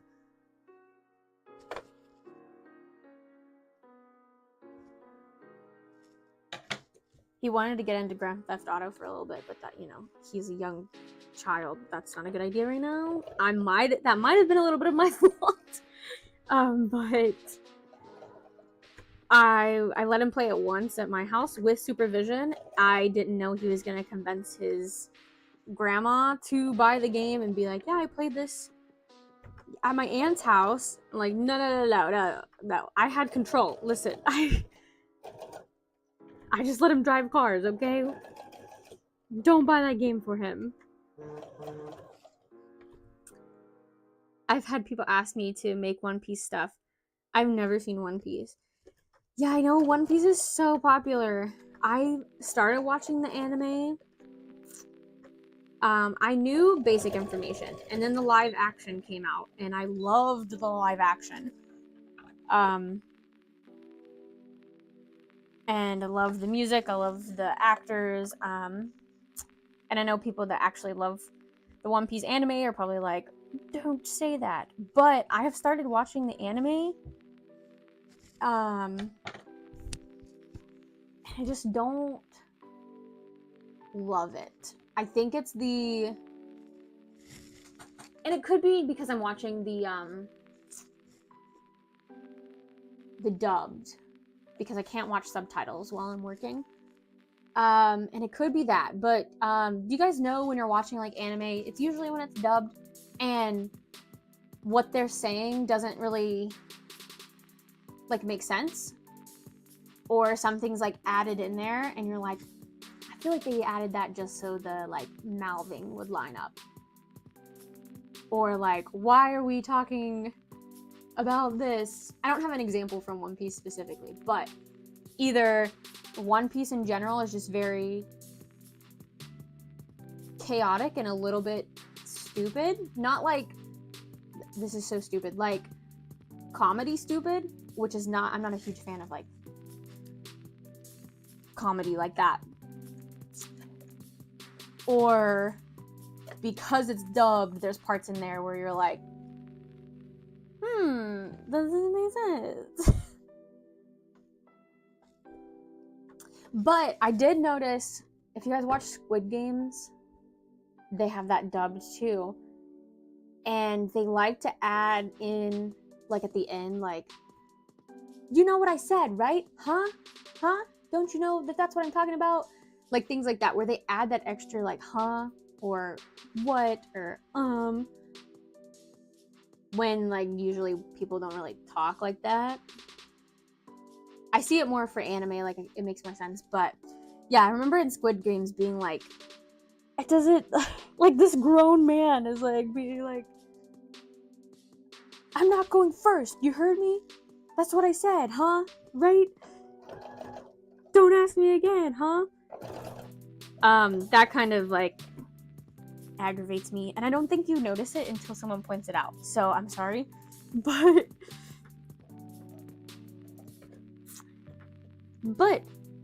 One Piece has its moments, because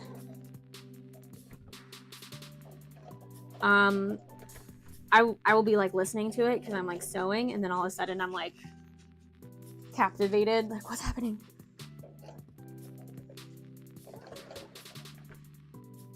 So I can also see where people like love it.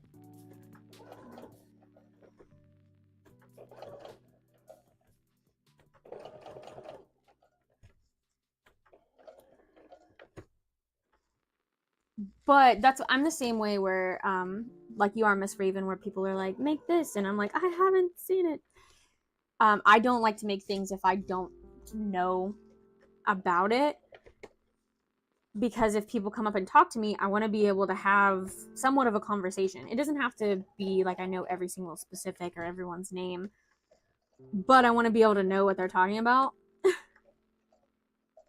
And that was the way with like JJK, the anime, that there's going to be a voice actor there, and that was like the most popular anime right now that this voice actor's from. And I'm like, well, if I'm gonna try to make something from it, let me watch it.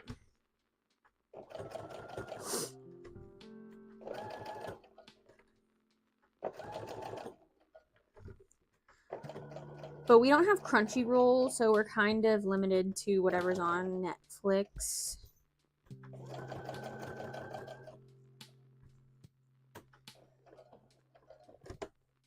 But I try to keep up with the popular ones, like Dungeon Meshi.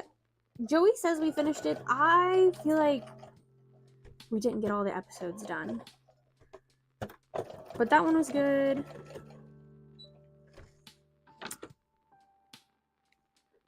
What else is really popular right now?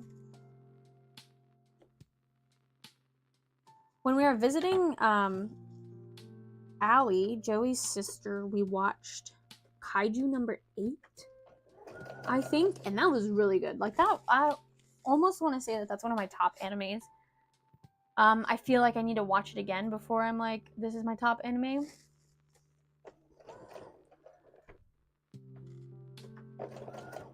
But I'm usually like a slice of life kind of girly. And this one is like fighter, but it was really good.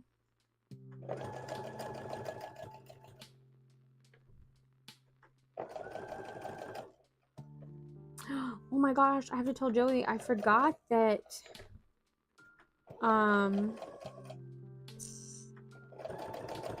shoot, what's it called? Amazon. It's not called Found. It's not. It's like one word. Where they're stuck in this like town. It's on Amazon. Hold on. It's really good. We binged it at his sister's last time. But they just released season 3.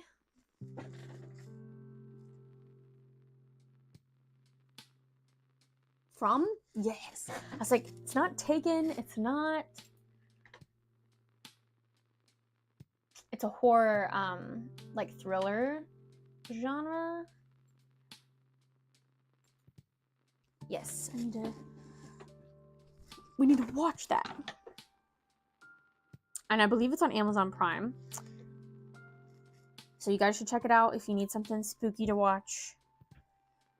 Now that it's October. If you guys have any spooky recommendations, drop them.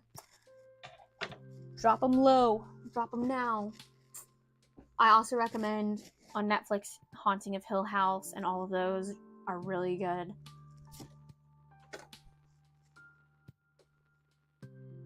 And we'll probably like rewatch them. We also watched the Mr. McMahon documentary that's about wrestling that's on Netflix right now. It was good. I love a good documentary. And Legend of Vox Machina season 3 comes out this weekend. Thursday? That would make sense. But since we're going to Anime Inc., I'm gonna take my computer, I think, so that I can do embroidery stuff and like make new stuff if I need to. So maybe we will watch it in the hotel room on Discord with Bethany and Allie. But yeah, if you guys like Critical Role, check out Legend of Vox Machina. That's their first campaign.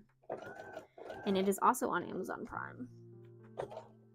Super good. And it's like their animated series based off their first campaign of Dungeons and Dragons.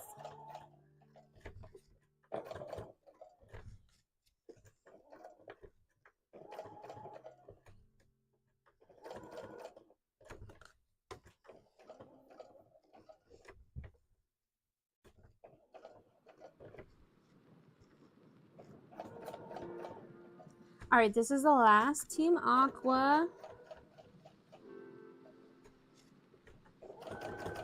And then we're going to be moving on to Umbreons.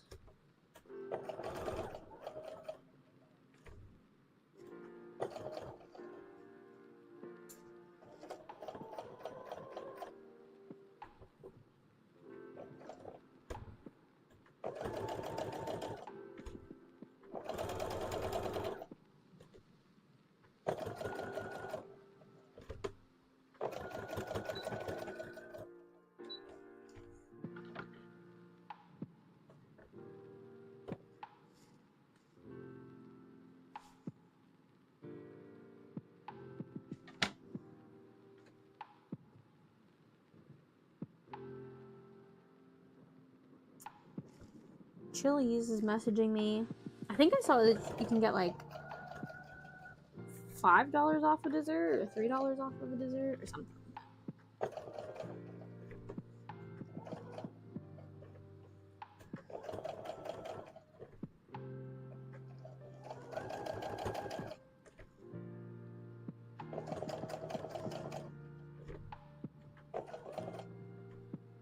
Oh, so if you guys have been here in my last couple of streams, I talked about my label printer stopped working. And I had been printing from my just regular paper printer, but I don't like doing that, especially because all these orders are coming in, because it uses a lot of paper, it uses a lot of tape, and then it uses ink. And with a label printer, it uses thermal, so there's no ink, and then the paper is a sticker, so you don't have to use tape. And then just the paper in general is, it's good. It works for, you know, it probably per roll is more expensive than actual paper, but it just is so much faster and just works so much better. And you're not paying for ink, so it works out. So yeah, it stopped working. It was having a problem with the USB, saying when I connected it to my computer, the USB wasn't working. It couldn't read the USB. And it's like a corded to my printer. And I tried a different cable. It was actually my Cricut cable, which I know worked. And it wasn't working for that either. So I just assumed it was the label printer because it's old. And I unplugged everything and just kind of left it alone. And I'd been using my regular printer, paper printer. And I used it for about a week. And then it started having problems where Saturday, when I was printing labels, it just stopped printing. Like, it wouldn't print. I hadn't printed anything for a couple of days, and then it just was saying that my printer was offline. And we did have those bad storms, and the power went out last Tuesday.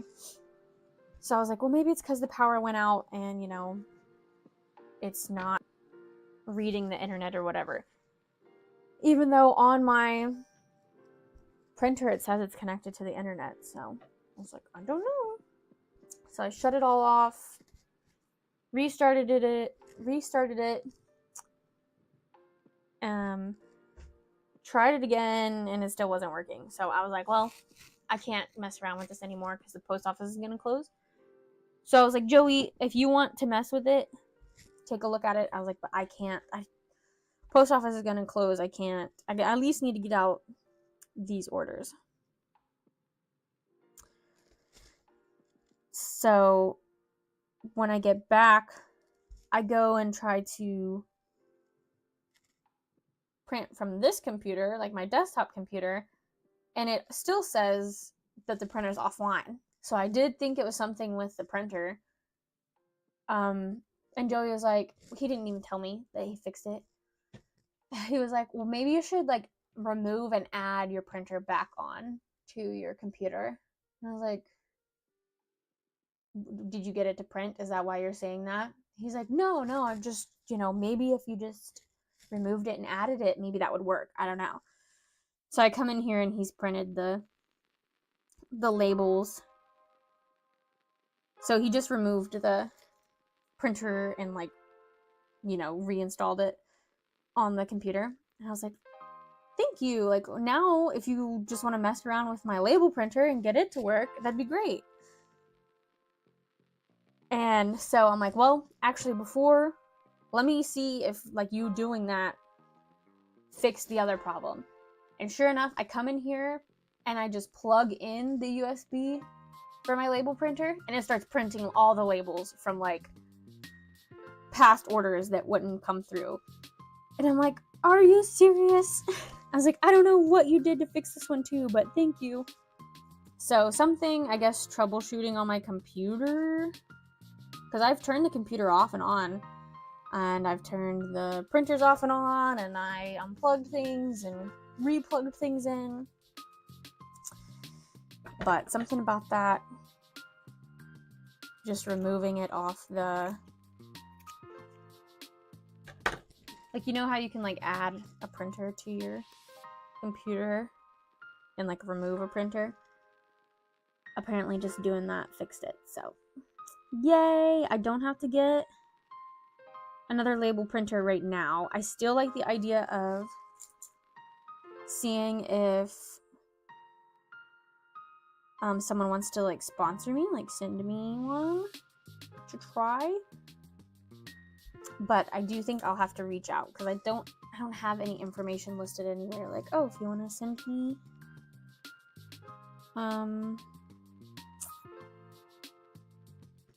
whatever it's called, promotion, if you want to sponsors, that's the word I'm looking for. So I don't know, I can't expect people to reach out for me if I don't have anywhere listed like, hey, if you want to sponsor me, here's where you go. So I just need to take the time to set that up, but it just hasn't been at the forefront of my mind, you know? Got a lot of other things thinking about right now.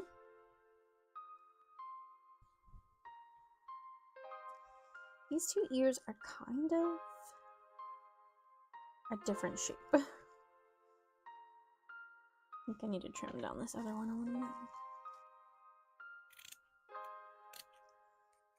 Alright, we're working on Umbreon.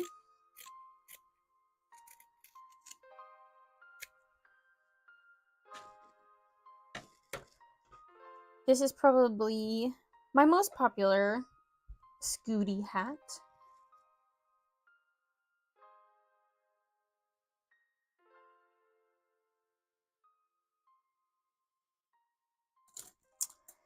And I watched my footage from last Anime Inc. Or I don't even think I watched the footage. I saw a picture where I was like posing in front of my hats. And I saw that I did an Umbreon shiny and not shiny. And I'm like, oh yeah, I love shiny Umbreon. So I figured I'd make another shiny Umbreon. And I'm pretty sure it's sold. I don't remember bringing it home.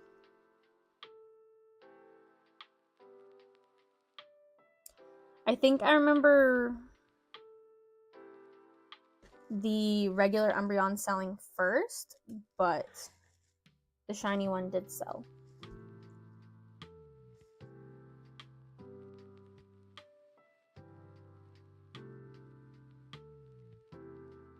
I just wish I had the stock that is in that my thumbnail picture. That was like before I left for MegaCon.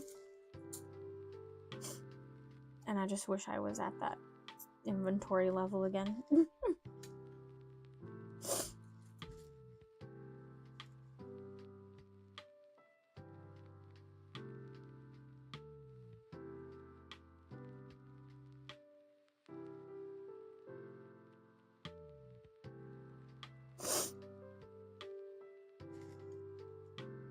Sorry, I'm just watching my stream occasionally like get really slow from the computer lag and it makes me sad.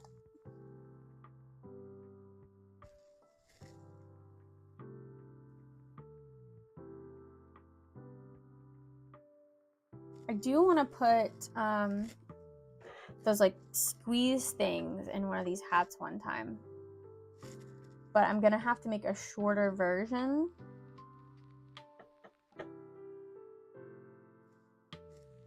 for it to reach.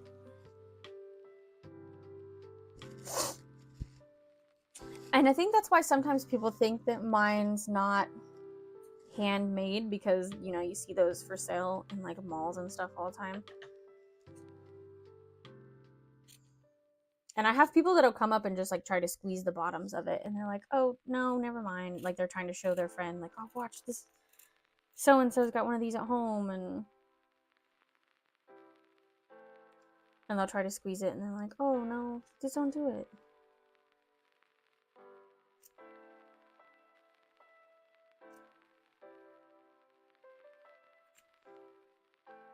But I did look, and you can buy them on Amazon. You can get like a pack of however many you want.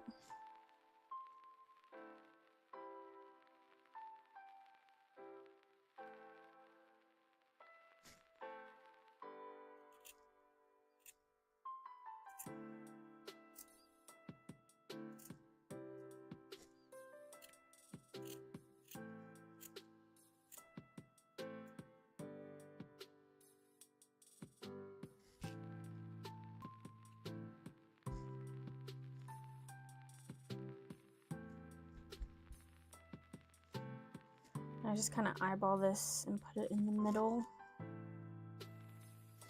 Like this is where the pocket will end, and then this is where the hooded part will end.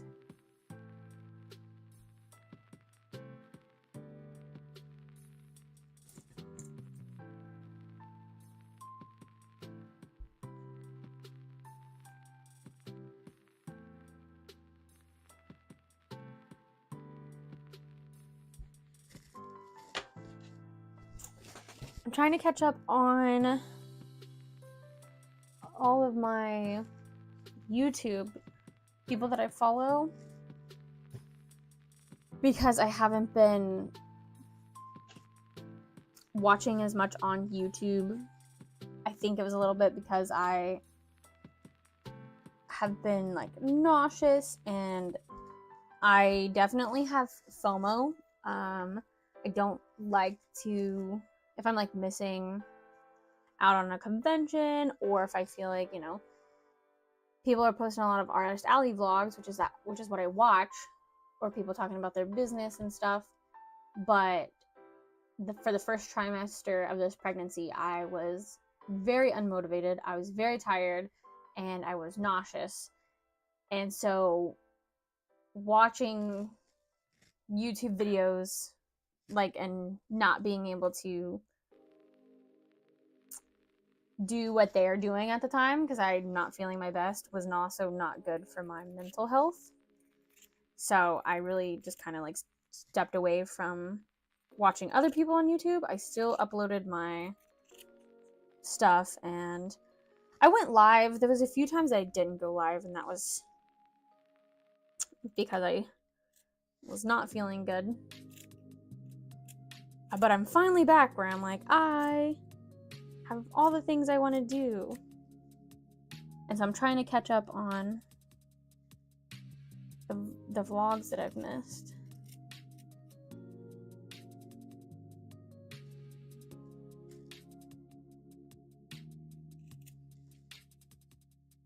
So if I usually comment on your videos and you haven't seen my comments in a while, that's why. Promise it's nothing personal, it's just me. But I was catching up on Bailey J videos too, and saw that she had like a really successful shop launch, which was amazing. And it just makes me want to get a bigger embroidery machine. But I don't want to buy it until I'm gonna have the time to do stuff on it. Kind of like my embroidery software, where I was like, I don't want to buy the embroidery software and just never use it. But one of my old teachers, it was like my senior year, I think, they got one of the big machines, like the big $10,000 embroidery machines. because the class that she taught was like home ec. And I remember we got like them to come in and train us on it and show us how to use like this software and clean it and stuff. And of course, then I graduated and I saw her like a couple months ago and asked like, hey, do you guys still have that big embroidery machine? And she's like, yep. And we don't do anything with it. I don't know how to use it. And I was like, oh man, I would love to. Like, I just bought, this big expensive software, like embroidery software, and I bet it's pretty much the same. I would love to use it. And she was like, anytime you want to come by the school, just let me know. Give me a heads up. And you can come. And I was like, really? So I'm thinking I might take her up on that. And in exchange for, like, using the machine for maybe my own personal, like, business, maybe I can, like, train the students on it. And that can be our balance. And then I can figure out if I do want to spend that kind of money on it right now.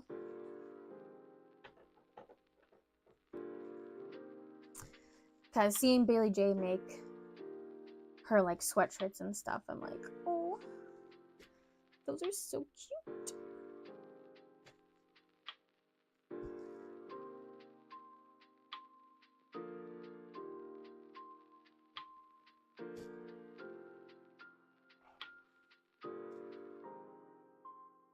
And I tried to do my sunflower monarch butterfly beanie. I tried to do that on a shirt. And it worked, it's just not very big because my hoop is not very big.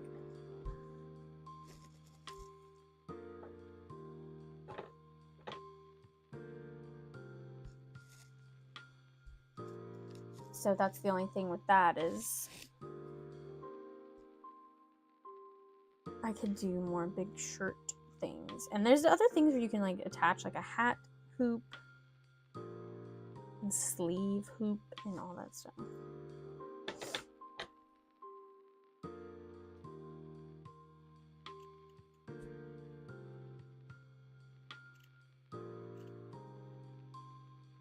I think I actually put these together usually when I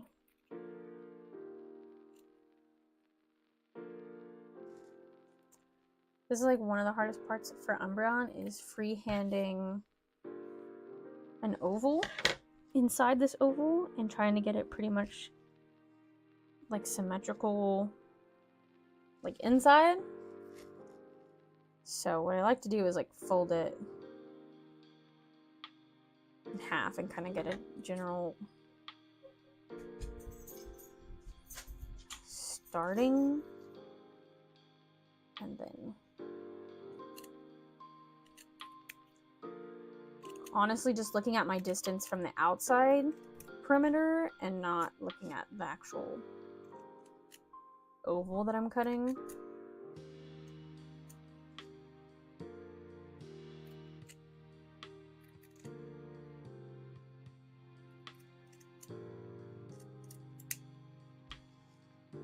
Like this, and then it just needs a little bit of cleanup.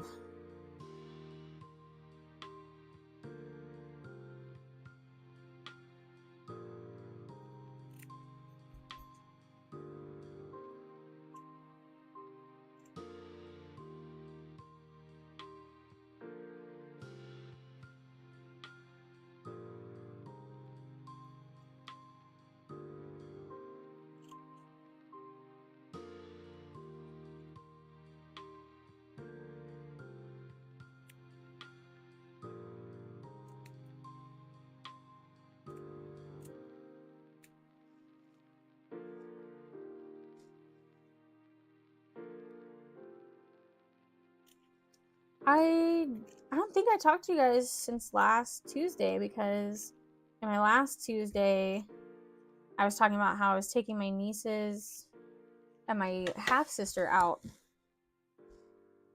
to eat. I think was that last week? I gotta give up. But either way, it went good. We ate at this really good Mexican restaurant. And I told them I wanted to start doing it once a month, so they seemed to like that idea. And it's a new month now, so we can do it again. Because October is going to be pretty crazy weekend-wise, so we'll probably do like a Tuesday again.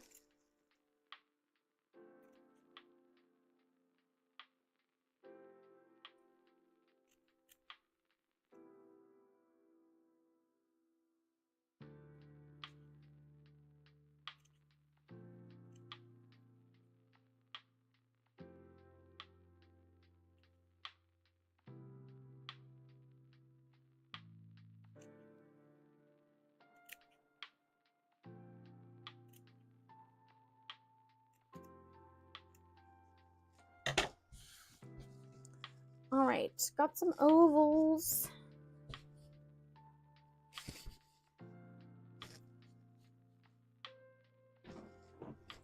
Oh, yeah. Okay, that's right. Last week I didn't go. Last week I was telling you guys. Yes. Thank you, Viperess. The storm happened last Tuesday, and I was like an hour and a half into the stream, and the power went out. Okay, so you guys might have heard a little bit, but yeah. Yeah, it was good. They caught me up on what was going on in their life. And I think I remember talking about the post office guy appreciating that I brought in a scan sheet. I don't know if that went through the live. But I jumped I jumped out of my seat because it was a big boom of thunder and then the lights went out. And it was already dark outside because it was storming. So it was almost pitch black.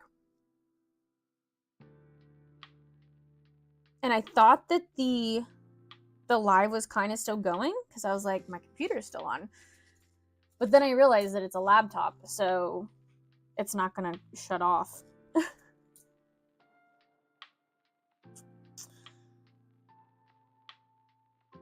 And then I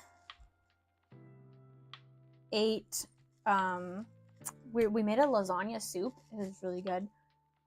It actually stayed pretty good. Like, we froze some of it. I think we still have some frozen. But the only thing about if you freeze, like, pasta is when you warm it up or, like, reheat it, the noodles kind of fall apart. But it was still really good. Today, I'm making a potato soup. Joey found the recipe, like a loaded potato soup. And I think it's going to be really good. I should probably check on it and give it a stir. But when the power went out, I went and ate some of it because it was supposed to be our dinner. So I was like, well, I'm just going to eat a little bit of it, make sure it's good. And then I lit a candle, like, over here. It was a coffee candle. And for, like, I think the power was out for like 45 minutes to an hour. And I just was hand sewing stuff in the dark over candlelight. It was a great time. It was a memorable experience. I had fun. I was watching, I think I was still watching Survivor. I don't think I'd finished Survivor yet. That's the first. I've only watched, because I was going to talk about that last week too. How I've been on a Survivor, not Survivor specifically the show, but just like survivalist in general kick. And I was also going to talk about that on my live, and the power went out. But yeah, basically, I'd never watched Survivor before, and they have episode 7 and episode 33, or not episode, season 7 and season 33 on Netflix. And I started season 7, and I'm like, I can't. The quality is like, it was literally 2000, I think, like year 2000. It might have been earlier than that if they do one every year. I don't know exactly how that works. But then I was like, okay, well, let's try season 33, and that was much better. It was Gen X versus millennials. Yeah. Was it Gen? No.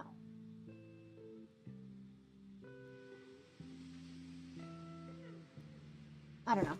It was. I guess it was that, and I'm technically on the cusp of millennials. But it was really good, and now I'm like, oh, I want to watch more Survivor. I really like it. Gen Z, probably, yeah, because Gen X is like, they're like kids right now, right? Maybe Gen Z. I can't keep up with them.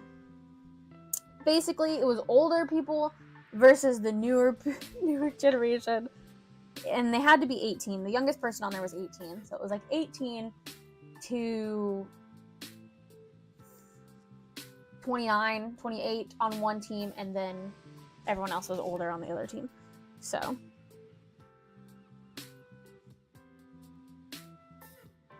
yeah, so then I'm like, I want to watch more Survivor. But that's what I did over candlelight, was watch Survivor while hand sewing something. I don't remember what it was.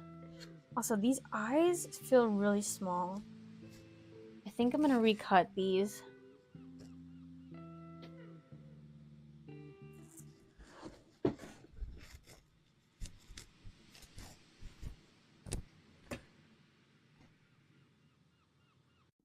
Popping all my bones.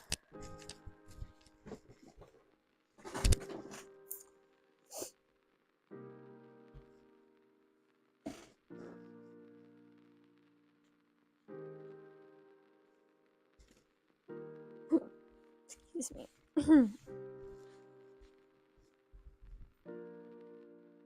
Yeah, I'm gonna cut these eyes.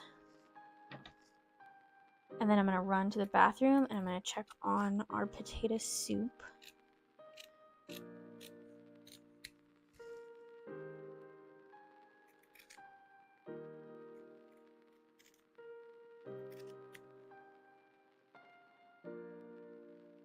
So like that's pretty much the same size, but you see how this one's kind of like, it's not smooth.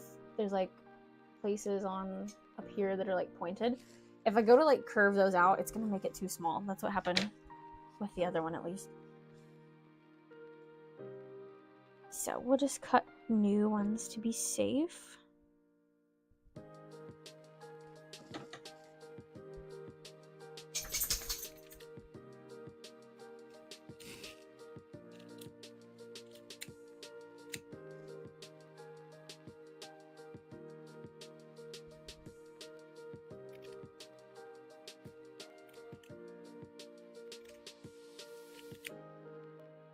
Just remembered, I need to tell my mom I do payroll, and sometimes there's like 3 different places that you have to mark like that it's been paid, and 2 of them don't matter as much as like if you making sure you actually get the people paid. Other ones is just kind of to keep the books balanced. But I just remembered I didn't pay the other one, or I didn't mark it as paid is the only thing.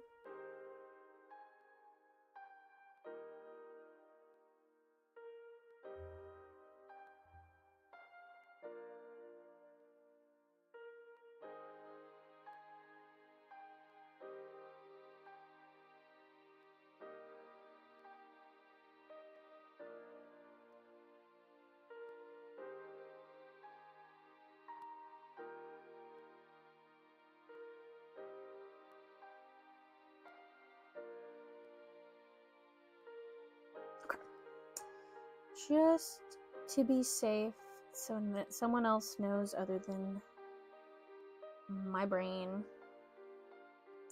Oh, Chili's is not talking about $5 off dessert. They're saying October margarita is the $6 witch's brew.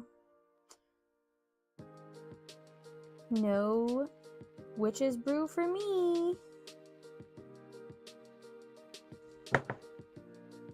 But if you guys are interested, Chili's has witch's brew margaritas.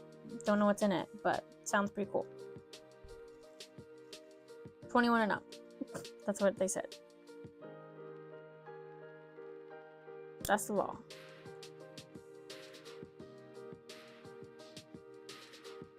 I did a bartender in California, and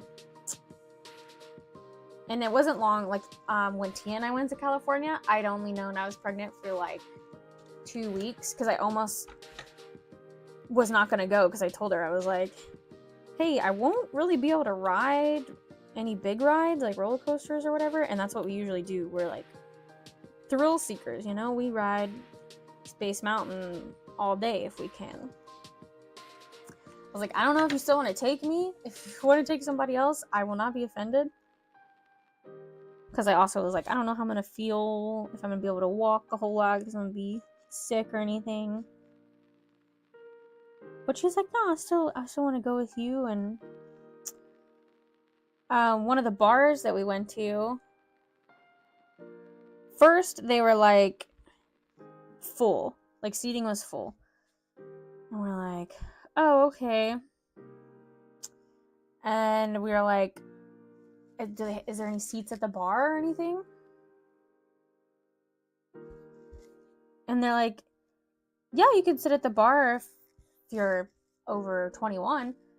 And we're like, or I said, yeah, I'm 21. And Tia laughs and was like, yeah, we're, 7 years over 21, or 6 years, I guess. I think I'm 27. I can't remember. Am I 28? I'm 28. I'm 28.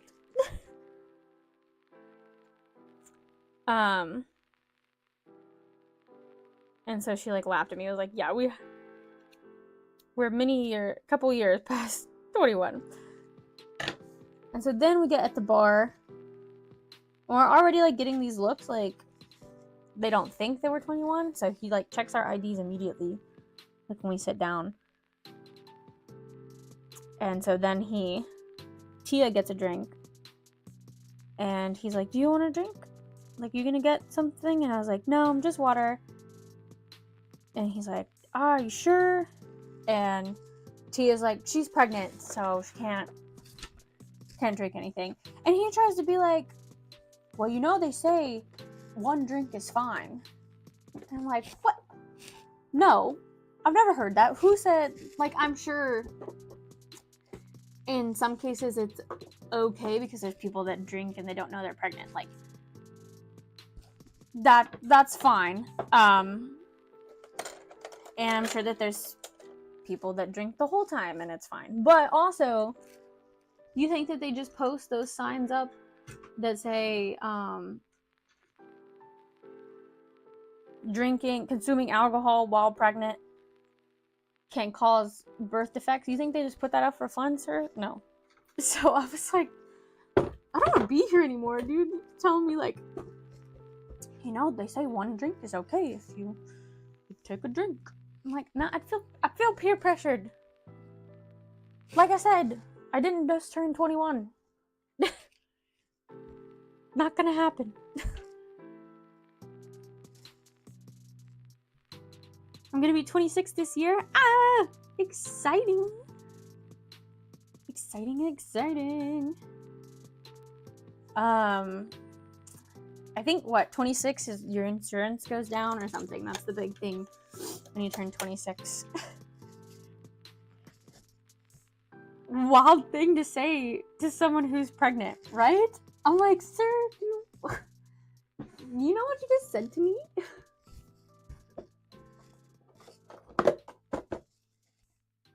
At this point, I wish I got carded more. Yeah, I think some people get like upset when they get carded, and I was like, no, I would love to get carded, but I am at the point where I don't like, especially if I go with Joey, who, even though we're both like short people, he's got a full like beard, like Lord of the Rings beard, and he still gets his ID out, which he's like 2 years younger than me, and I don't get my ID out because I know odds are they're not gonna ID us.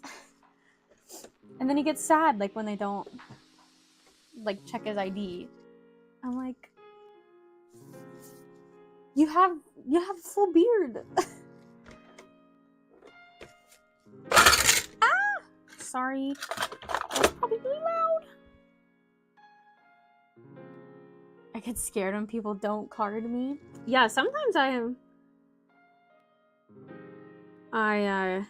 get a little concerned.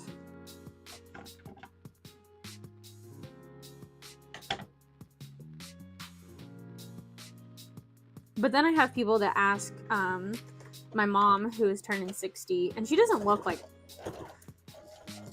the oldest she looks is like 40. And then I have people that still card, or she will get carded sometimes, but that's a thing. Like, they have signs too that says, like, I think it's mostly in liquor stores, but it's like 50 and younger get carded or something, just saying that they check everyone, kind of thing.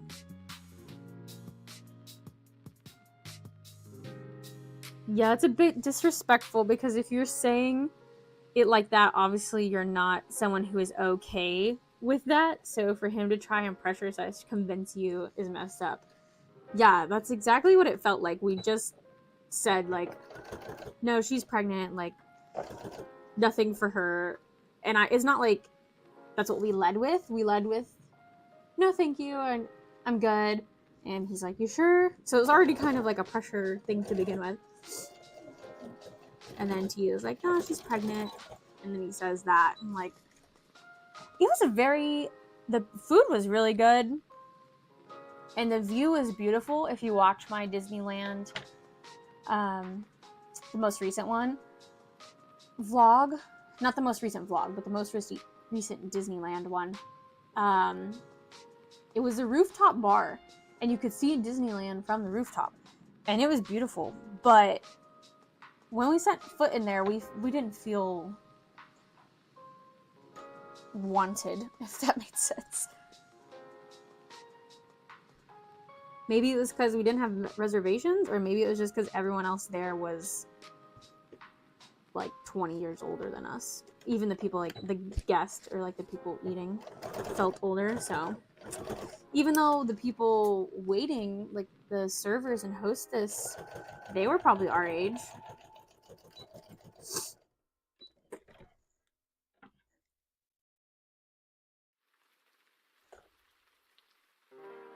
I take it as a compliment. One time I was buying spray paint. You have to be 18. And the cashier didn't ask me for my ID. Just entered my birthday as 1/1/1980. I'm not that old. Oh my gosh. Yeah, that's crazy that would be your go-to. Like 1980, I guess they're like, yeah, that'll definitely be in the clear. But not even doing like, oh, well, me, you know, who just turned 18, like what year? But also, you would think that would be suspicious, and maybe there's no way to track it. I don't know, they just have to enter a birthday, but the birth dates aren't saved or anything. I don't know. But you would think management would be like, yeah, so all of these customers that you've typed in have the same birthday.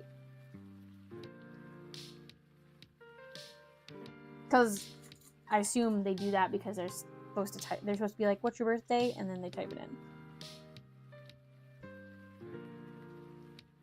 Unless something, you know, that could be something that they're trained on, and just be like, yeah, type this in, because people maybe don't want to give out their birthdays. Because I guess it can kind of be like sensitive information. I don't know.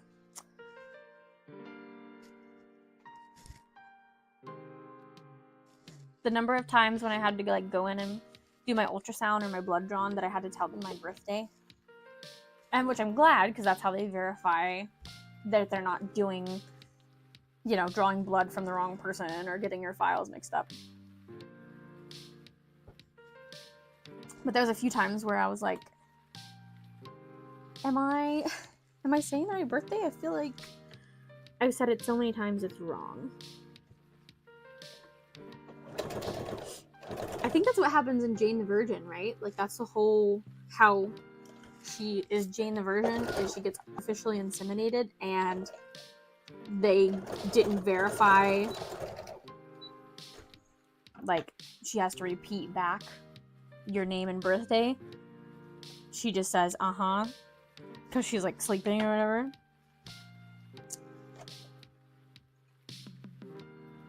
I didn't watch that whole, I think I watched the first season, but that was about it. It seemed like the easiest one to type in. I also wondered about that. I guess she just was like, this person is obviously old enough, and put in whatever. It's like the plot of Jane the Virgin. Yeah! You and I are thinking on the same page. Yeah, which totally makes sense. I'm glad that that is a thing that they do. They make you verify several times. Because that's a big lawsuit if that happens. And unfortunately, I'm sure it happens more, not necessarily artificially insemination, but like the wrong person getting something.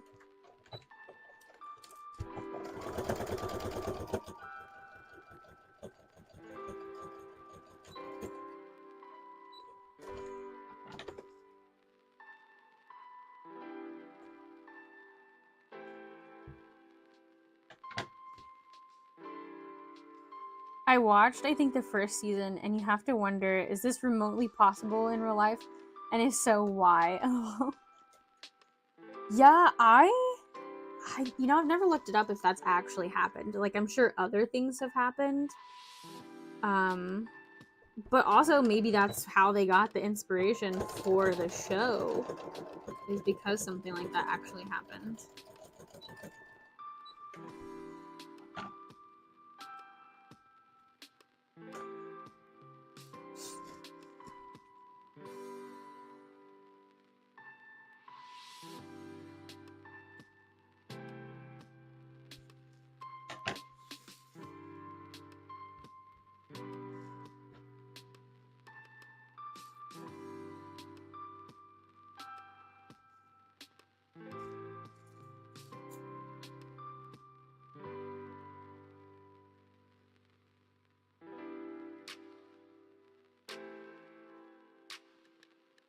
My mom was just glad that it wasn't twins. Joey and I wouldn't have minded. We would, you know, we'd be happy if we were so lucky to win the lottery, basically the baby lottery. But my mom, because all the time I joke with her that I'm gonna have like 6 kids, not at the same time, but like, you know, I like a big family. If I can afford it, I would love a big family. And she's like, no, you don't want that. You're not gonna want that. Like, that's gonna be too much to handle, and you're gonna have, you know, after you have one, we'll see what you say. And I do understand, like, it'll be expensive. Like, that's why I'm like, if I can afford. And of course, if my body could handle it. Because if you had asked me the first trimester, Joey even asked me, he's like, do you, like, because of how you're feeling right now, like, you think you would want another one? And I was like, I don't think it's to the point where I would say, like, I don't want another one. Like, it's not that bad, but I am struggling mentally. And it was only, honestly, it was because of my work ethic, which I do think I'm a workaholic, and just honestly probably having withdrawals is what it was from being able to work and just kind of feeling useless almost. Was hard for me. And yeah, based off that, I was like, I would say I'm about, you know, in the middle. Now, of course, I'm feeling better. I'm like, yeah, for sure, we'll have more. But we haven't got through the birth yet, so I'll let you know then.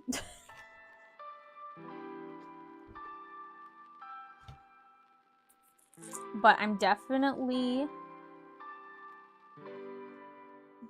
going to, sooner rather than later, get a therapist and just start beforehand. I think everyone should talk to a therapist. That's my philosophy. I think even if you've had this perfect life and you think everything is going well, and I still think you would benefit from talking to someone. And I know that postpartum can be really bad for some people, so I'm like, definitely want to get something prepared beforehand and not wait till the last minute. Excuse me. Oh, I forgot I was gonna go check on my soup.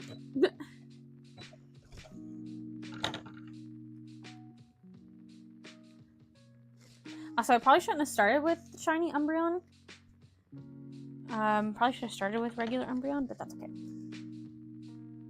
I'm probably gonna do blue, and then I'm gonna do yellow, and then we'll do black, so that I don't have to change thread. But let me go. I'm gonna use the bathroom. I'm gonna stir the soup. I don't think I'm done with my coffee yet, so I'll probably keep it a little longer. All right, I'll be right back.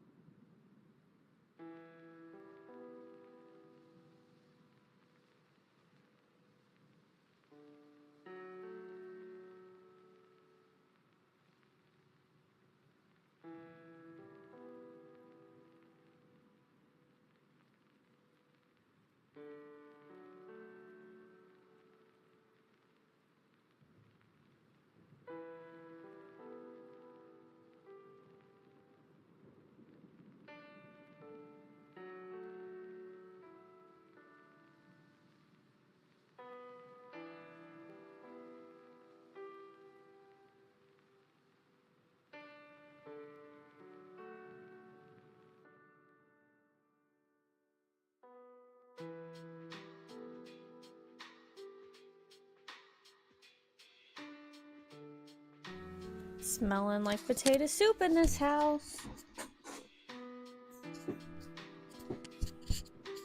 I haven't looked ahead to the whole recipe, but so far, pretty easy. It was like 6 cups or yeah, 6 cup of potatoes.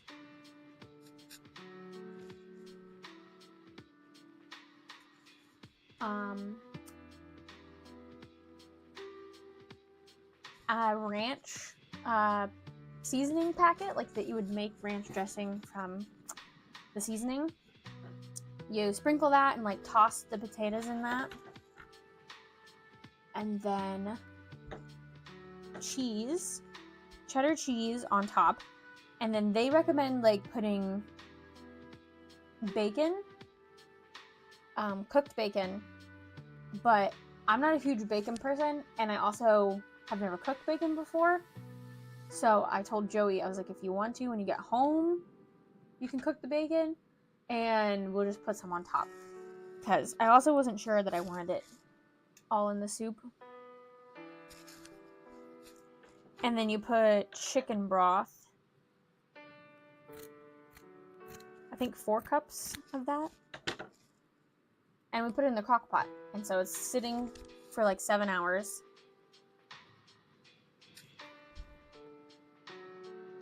And then when it gets done, I think we put heavy cream in it.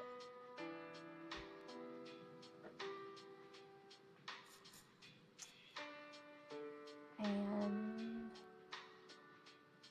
that might be it. More cheese, maybe? I think that's all we bought for it. Joey like screenshotted the recipes for me. Took the recipe for me. I can't remember if there's supposed to be onion. I guess I should check on that. Because onion wouldn't be bad in it, but I don't know if this recipe called for it.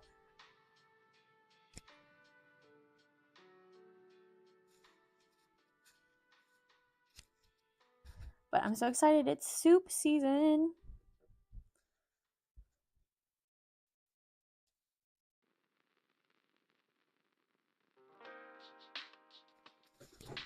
My favorite soup is broccoli and cheese soup, but I don't think it keeps well because when you reheat it, broccoli gets stinky, I think. Or like if it sits too long.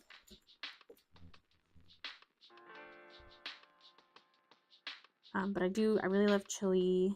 I really love potato soup. I love vegetable soup. I like taco soup. Joey's not a big bean person. Like, he does not like beans at all. So, we don't put beans in our chili. And if I made taco soup, then I wouldn't put beans in that. But I don't think he loved taco soup. I think I made it when we first started dating.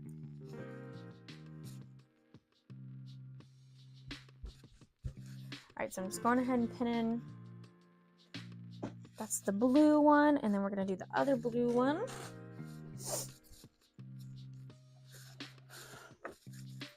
And then that's all the blue.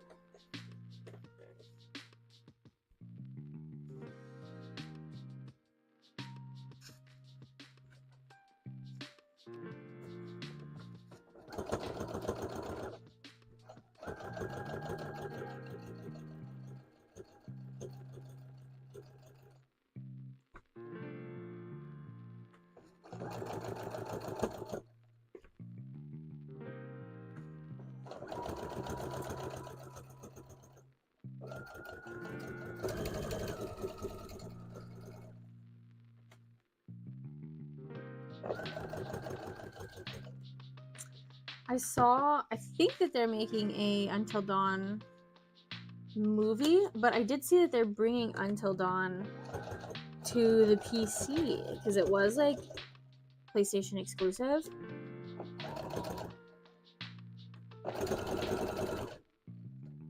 And I do think that that one would be fun to play on stream too, because I want to play the new the Dead by Daylight one that is kind of like Until Dawn, and then I also would love to play the Quarry because I love those types of games that the like butterfly effect thing, like what you do happens. I just love a good game that has a good replay ability. So I really like Baldur's Gate for that reason. Like that's the only way I would have spent $60 is knowing that I could play it again totally different way.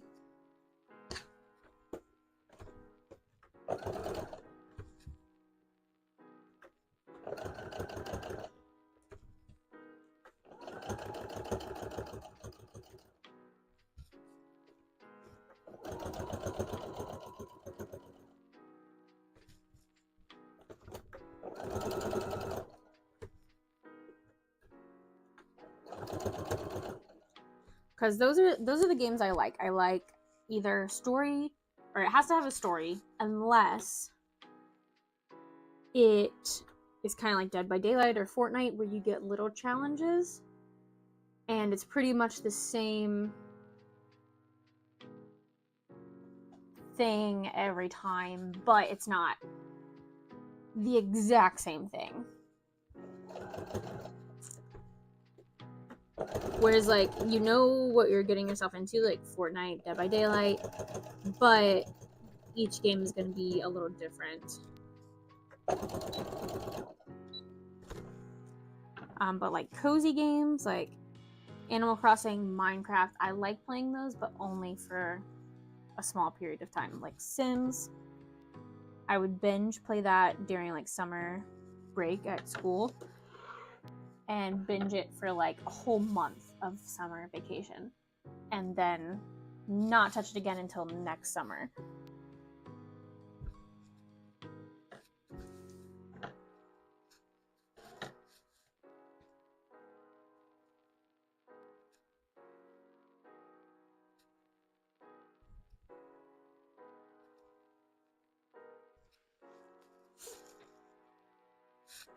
I'll blend it in with my pants. I was like, where's the other half of this hat?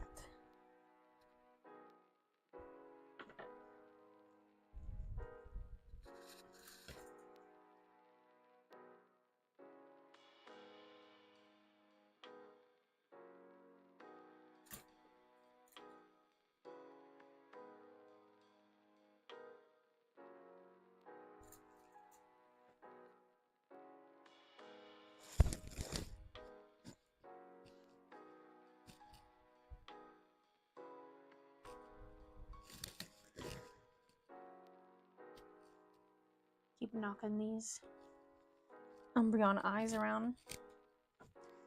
Yeah, I'm hoping we won't be able to do it this Thursday because we're leaving for Anime Inc. But I'm thinking next Thursday, if Bethany's down, we do a dual stream. And if it works, then Thursday can be our game streams. And if Joey wants to join in, awesome. Then we have like 3 different people you can watch stream different points of view on the game.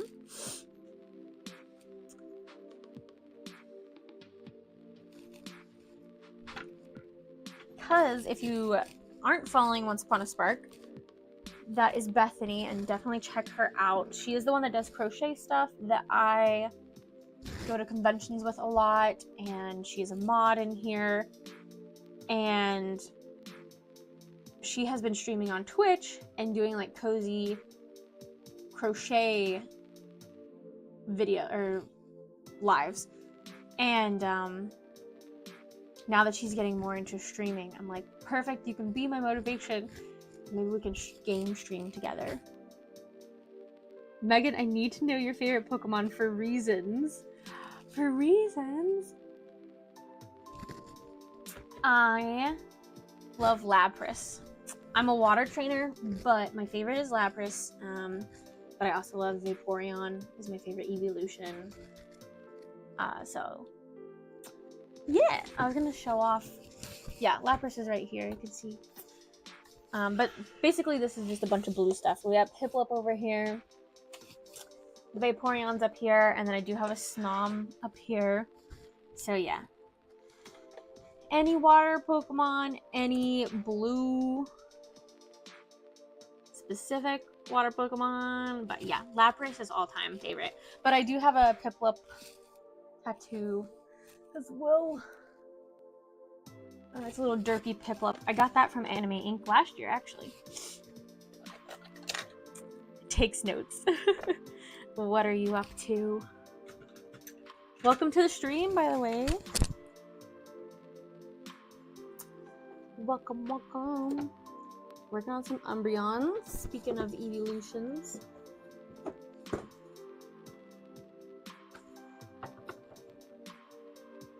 Joey was shiny hunting on Scarlet and Violet. I always want to say Sword and Shield because it's on the Switch, but Scarlet and Violet. And he was shiny hunting for Slugma. And then he tried to shiny hunt for Horsey, but it was like hurting his eyes because it was really crazy, which we have like a 65-inch TV in the living room, and our living room's not really big enough like for a 65. It doesn't need a 65-inch, but you know. And so he's looking for this looking at this blue Pokemon that's in blue water, and the shiny version of Horsey is like a seafoam green, which is not that different than blue. Like it's just a kind of a different shade of blue. So he came to bed and was like, his eyes were like throbbing, and he didn't find a shiny Horsey, unfortunately, but he did get a shiny Camerupt, I believe.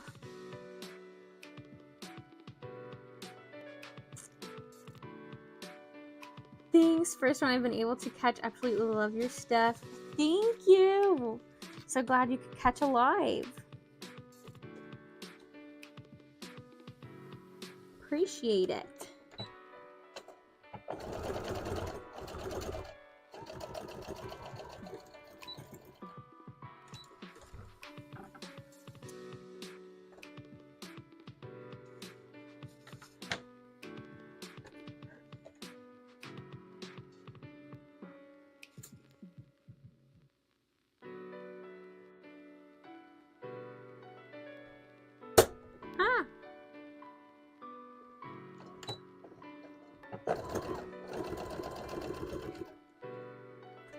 Yeah, Thursdays were good for streaming for Bethany and Joey too, because they're both off on Fridays. So as long as we don't have any events going on Friday, we could start as soon as Joey gets home from work on Thursday, and we could do really late night streams. This is all in hoping that our internet, you know, is good.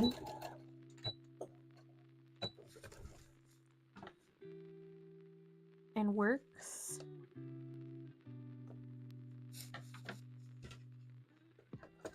Because right now, if you're like seeing lag in my video, that's not from our internet. It's from my computer that overheats a little bit. My laptop, not my desktop. And I don't know if it's picking up on your end for you guys, but I'll occasionally see when I'm looking at chat that it's like kind of moving a little slow.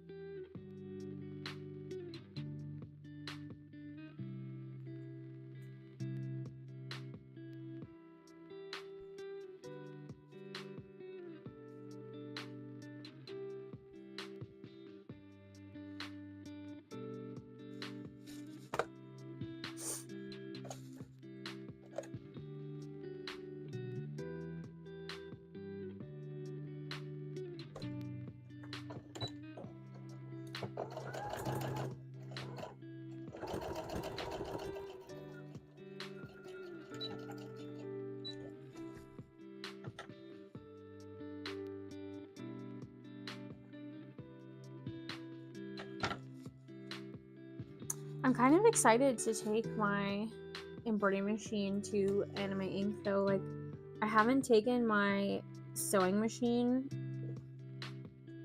to a convention since I first started doing conventions. Actually, I took it to OMG Con in like 2014.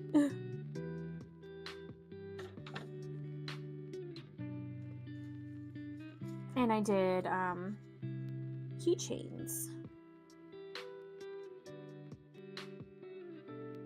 Like the little wristlet keychains, you can embroider your name on it or whatever.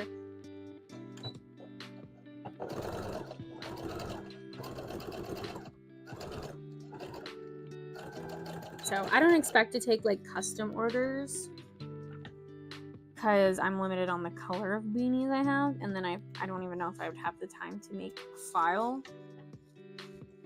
But I would take recommendations.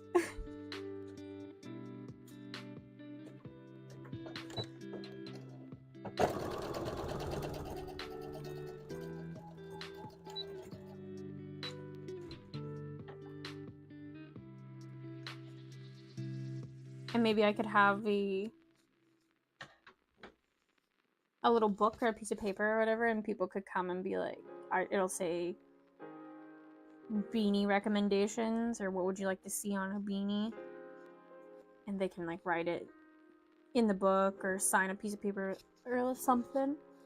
And then if I have the extra time, I could give it a shot.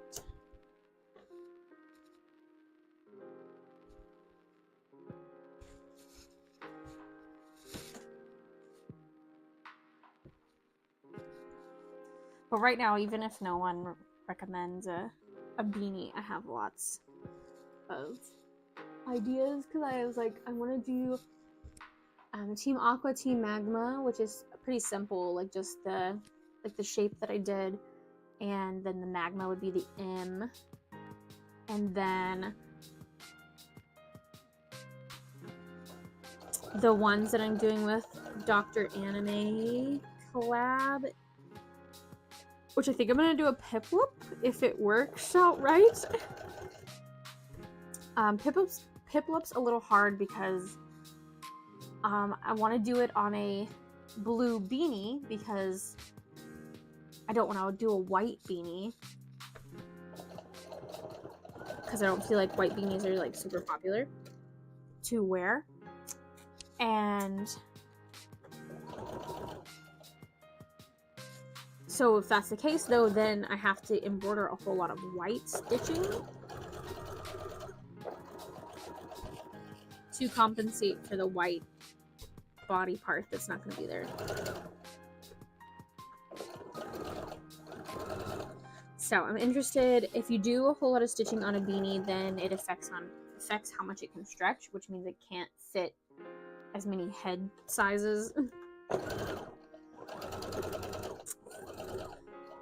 That's the only thing I'm worried about with that one.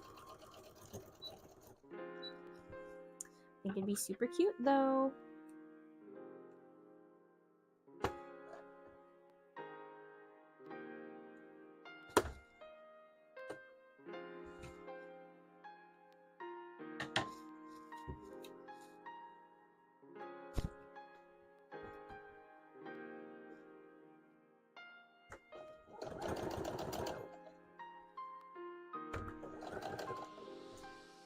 But speaking of white beanies, and I got Team Aqua and Team Magma, and people are like, they do ask me for Team Skull a lot. And I could make them the same as I do those bandanas. It could just be a white bandana. But then I'm like, well, do I need a Team Skull beanie then? But then again, we're back to the white beanie, which I don't think would be as big of a problem. Because that is like, you would wear that for a specific cosplay. It's not... If you're just wearing one for fun, you might be a little bit worried about wearing it out. And if it gets dirty or whatever.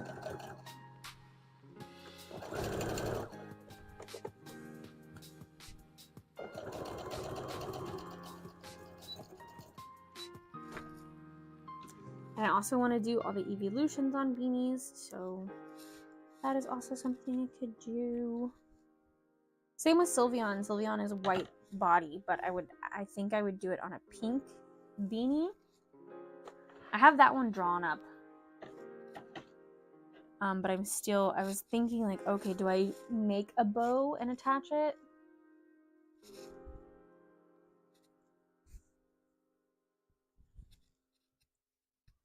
And I have a Psyduck one doodled out, but I do know that there's a couple of Psyduck beanies already out there. So I'm like, well, do I also need to make a Psyduck beanie? Like, is the demand for Psyduck that high? I think I drew it around the time that Pokemon Concierge came out. So I was like, well, maybe Psyduck will get some hype.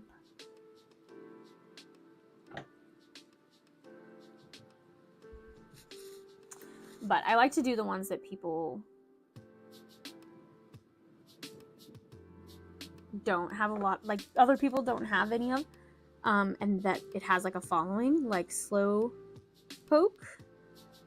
I feel like there's some big Slowpoke lovers out there, and there's not a lot of Slowpoke merch. And I did have a customer say that, and I was like, you know what? I'm gonna make a Slowpoke beanie because I have the perfect color pink beanie that it can go on. And no one asked for a Zorora beanie, but I did a random generator on one of my live streams of Pokemon, and it came up, and I was like, actually, I like that idea.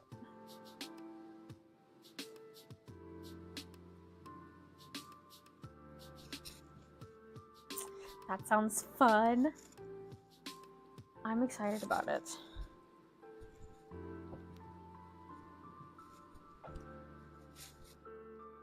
I just have this fear that I'm going to forget something very vital to the embroidery process. So I think what I'm going to do is I have to work on these beanies anyways. A couple of them before I leave. So I think I'm going to get everything I need to make those beanies and then keep it in this vicinity. And then when I'm packing, clear off this whole area so I don't miss anything. Because I've missed my power cord before for my sewing machine when I would take it to like college. I forgot thread colors. I also need to make sure I pack needles because if my needle breaks, that's important. Which, if that's the case, I could go buy some needles from Joann's or even like Walmart.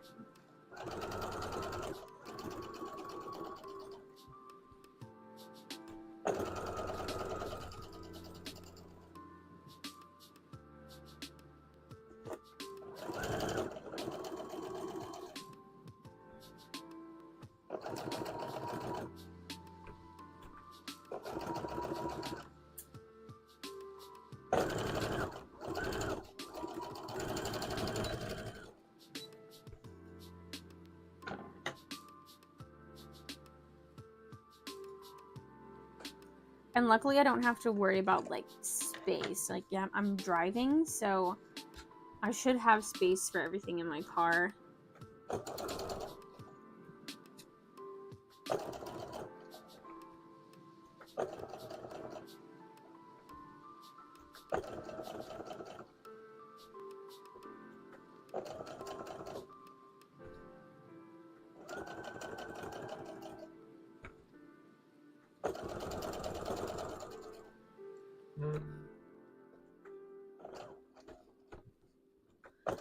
I almost ran off the edge.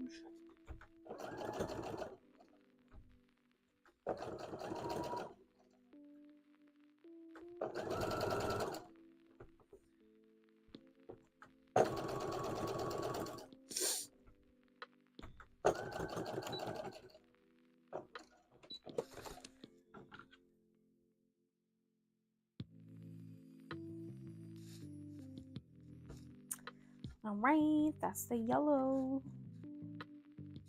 thread. What time is it? We got about an hour left. So we should be able to finish up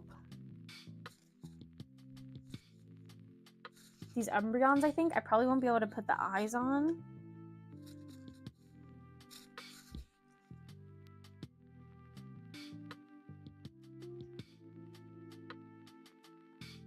But I can do that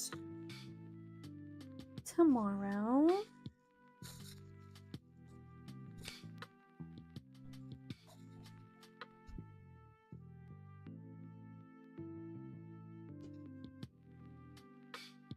And because it's a long car ride, I would like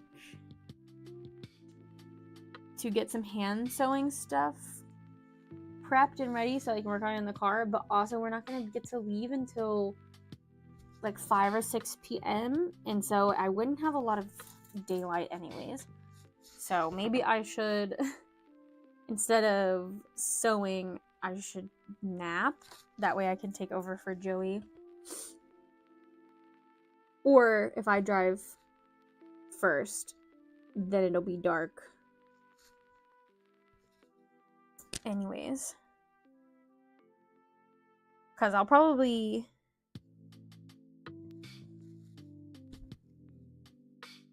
take the first shift in driving if I can, because he'll have been working all day.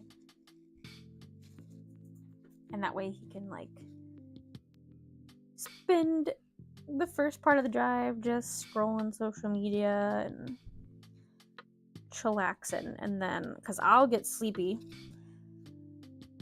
Honestly, an hour into a car ride, even if I'm driving, I start getting sleepy and tired. But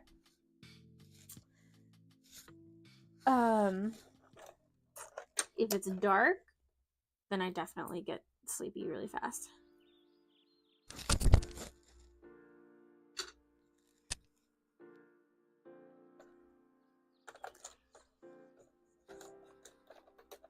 And I'm going to save some of this coffee for tomorrow, but it will definitely be gone by Thursday. So I'll have to get, might just have to get another coffee.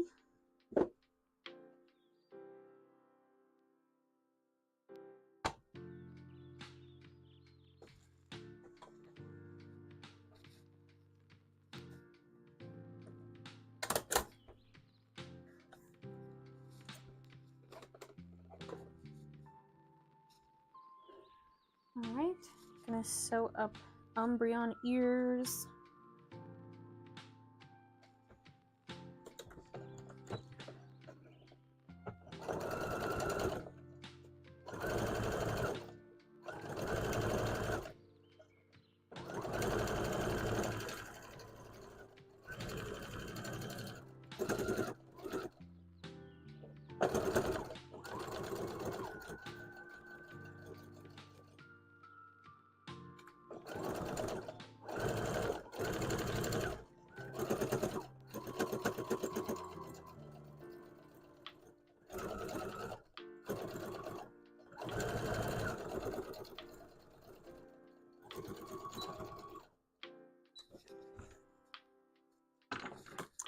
I'm pretty sure it was Daisy, but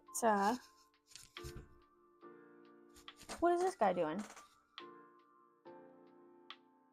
Do you see him? Guys, why is he staring at the door?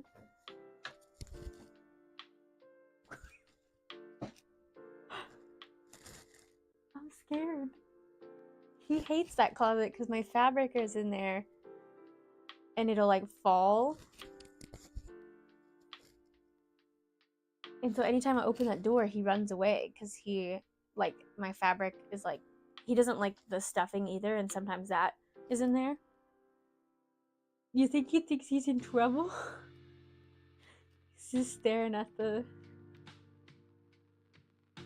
Just staring at the wall. Oberdober, are you in trouble? Obi?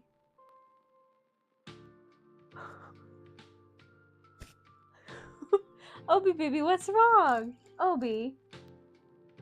The only other thing I can think of is there's a bug over there, or there's also a reflection. I don't know if you guys can see. He does like to chase the lights, but usually he doesn't get that close. Ridley is the one that usually... Are you getting that light? Is that what it is? That's... I don't know how long he's been there. Are you getting the light? Is that what that is? Huh? I don't know where that light is coming from. Is it my... That's my ring light. Are you chasing the lights? Why are you staring at the door, huh? What? What are you looking at? Unless Daisy... Is Daisy put you in a corner? Are you mean to your brother? Huh? Are you being mean to your brother? Come here. What's wrong? What is it? Are you wanting in there? You can't fit in there. What? Why are you staring at the door, baby?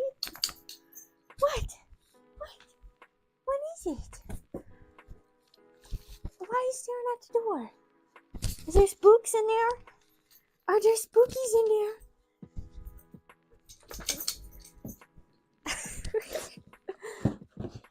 See? He would have already been running if this box fell over. He doesn't like boxes either. Okay, now he's leaving.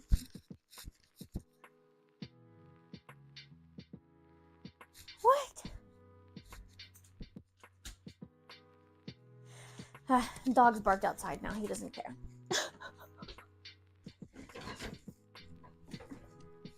Yeah, that's my guess, is either he's trying to chase that light, which is from my ring light, I think.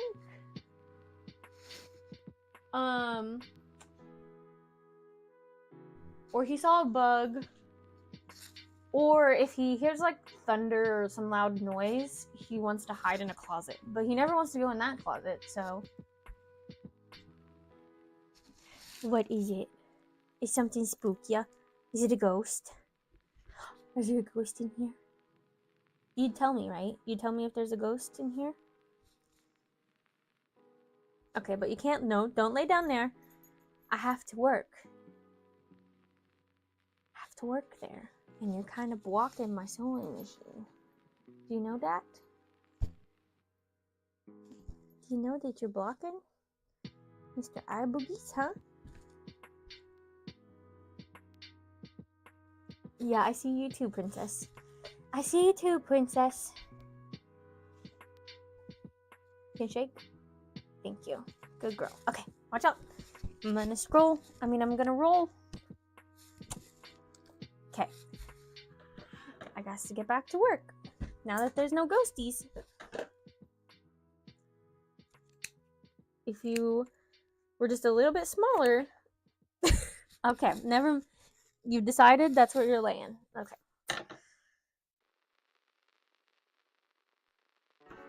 Guess we're gonna be sitting good 2 feet away from the sewing machine.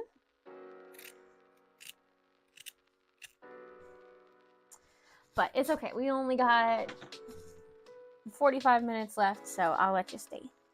I'm sure you won't be here long. I'll have to go back and watch the video and see if there was something that caught his attention. Or I could have also seen, like, Daisy might have, like, she's the boss, man. And she might have, like, made him look in the corner. She might have been like, don't look at me. Turn your head. Face the wall.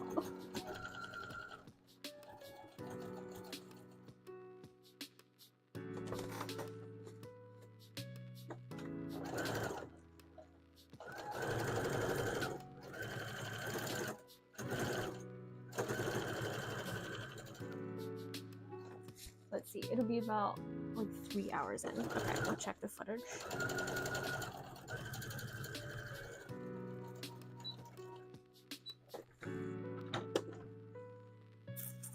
Adorable. Thanks, Eva. Is that how?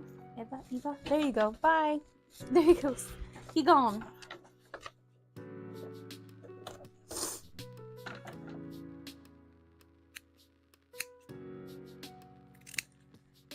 That's my my fur baby.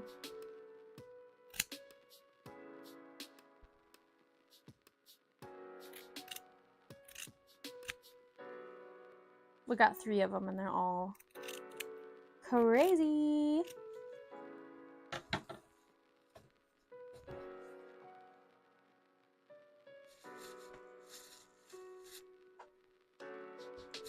I gotta remember to stretch it out. Either is fine, Ava or Eva. I like it. Oh, somebody bought something on Etsy. I'm doing a calendar collab with different artists. Oh, that sounds so exciting.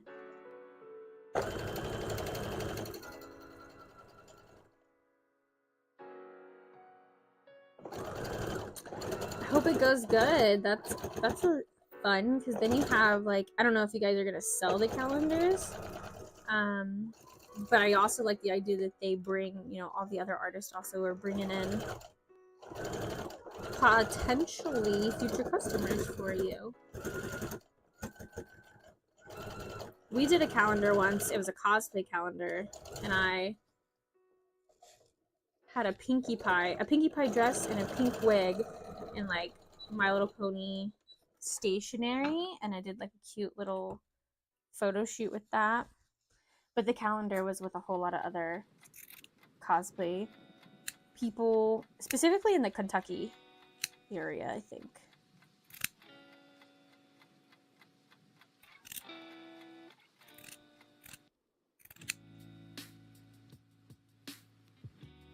Each artist gets a copy of the calendar. Yay! Yeah, I still have the calendar with the cosplay pictures in it because I was like, I'm not gonna throw this away. It's like behind my dresser in my old room.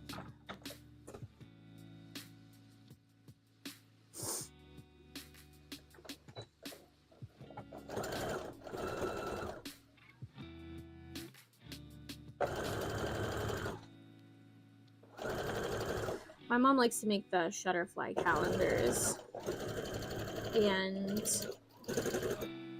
she makes one for my grandma every year, and she makes one for herself. And sometimes she makes one for the rest of the family, but I know sometimes she doesn't have time, and it's kind of what does she get like coupons for and stuff.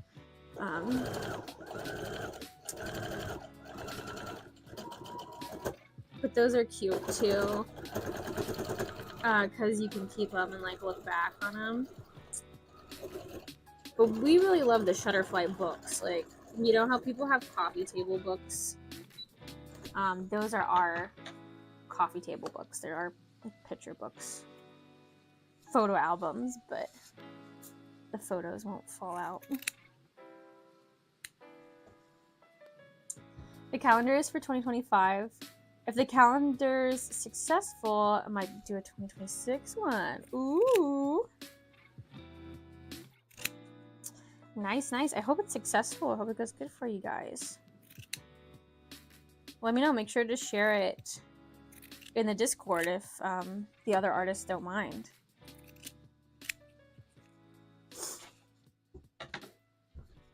If the other artists like of the calendar don't mind, because I don't mind if you post it in the Discord.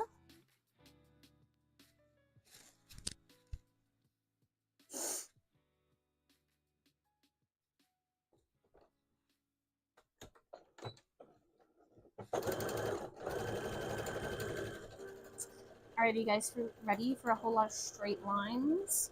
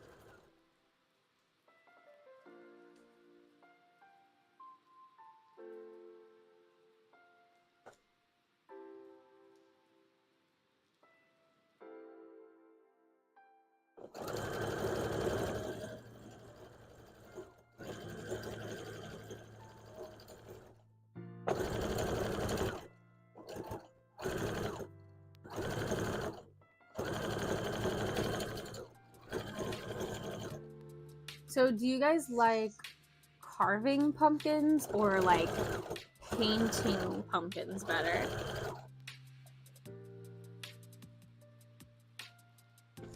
Because I kind of go back and forth. I think painting pumpkins is really nice, like the small pumpkins.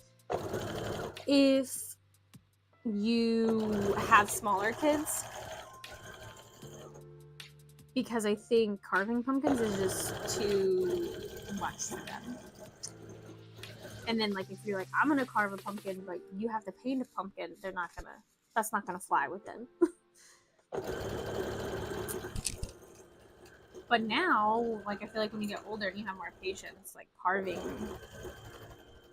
is fun.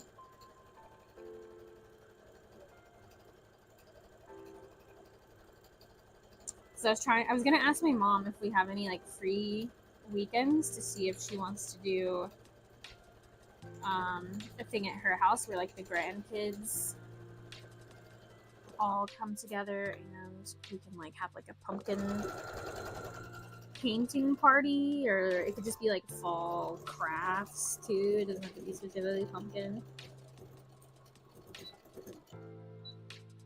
And I would love to have because I think she has one of those projector things and I don't think she's ever used it, to have like an outside movie night.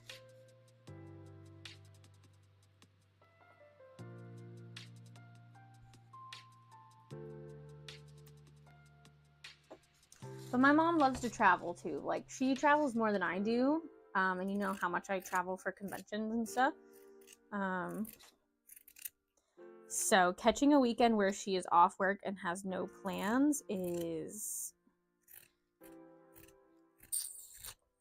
You gotta plan ahead. It's a Google form for people to fill out. Oh, okay. So it's not completely like closed. Like, more people could sign up for it if they wanted. It's so humid here. We carved pumpkins 2 years ago and they rotted so fast. No. I never thought about, like, yeah, humidity probably really affects it. I may paint some this year. Yeah, those, if you paint them, they last almost forever.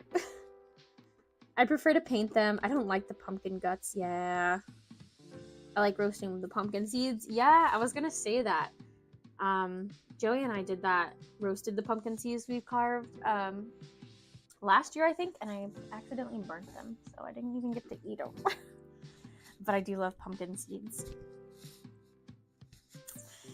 Yeah, carving pumpkins gets a little messy too. Carving, because we put them outside and they last longer. It rains a lot here and painted ones get washed off or a melting look. Besides, I also cook and eat the seeds we harvest from the inside. Yeah! Yay! You guys like pumpkin seeds. I was worried. I was like, maybe I won't mention it because they're gonna not like pumpkin seeds or something. But yeah, I love pumpkin seeds. Yeah, I didn't think about that either. Like, if it rains a lot, then all your hard work is just washed away. Where if it's like humid, you don't want to carve them because they're just gonna rot. All good points.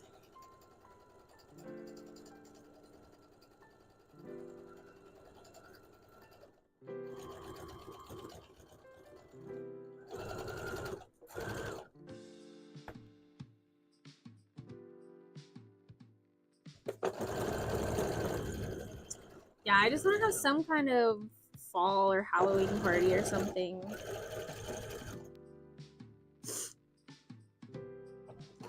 Or go to a haunted house.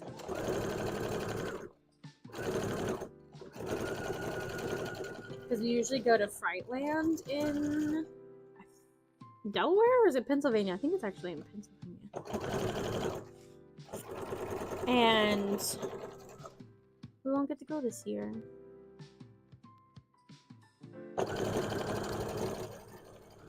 So we have to find a new haunted thing to do.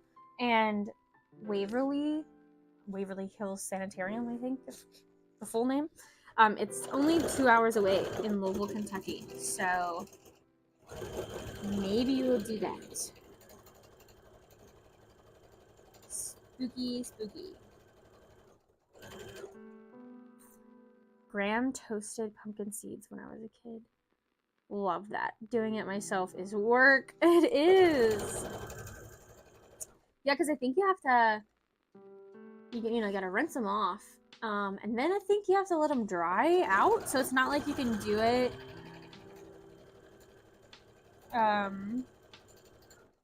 immediately unless you pat those things dry.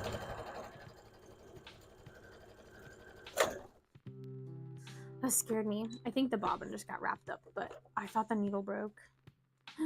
Scary! We're good, we're good.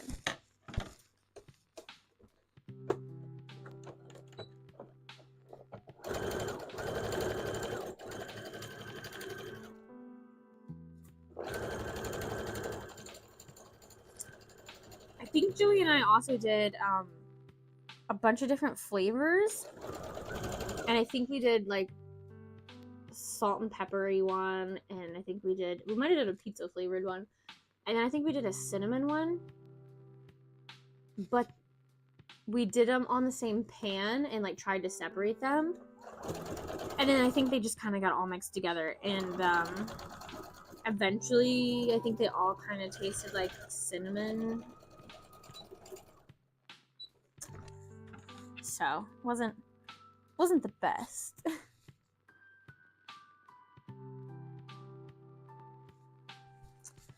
But yeah, I'll eat so many pumpkin seeds and then I'm like, I don't want pumpkin seeds ever again.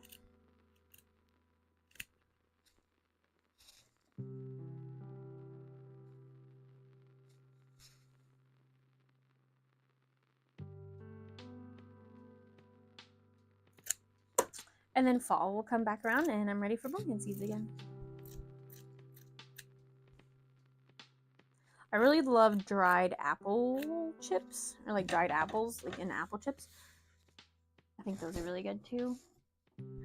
I don't know how much longer this thing is gonna stay here. I have this little bucket and it slides on the desk. And it's very nice if I didn't hit my chair on it. But I have to like sit almost all the way over here. Otherwise, the back of my chair bangs it and knocks it off and then everything gets dumped out of it. So it's a little bit annoying. I took it off for now because I want to be able to swivel.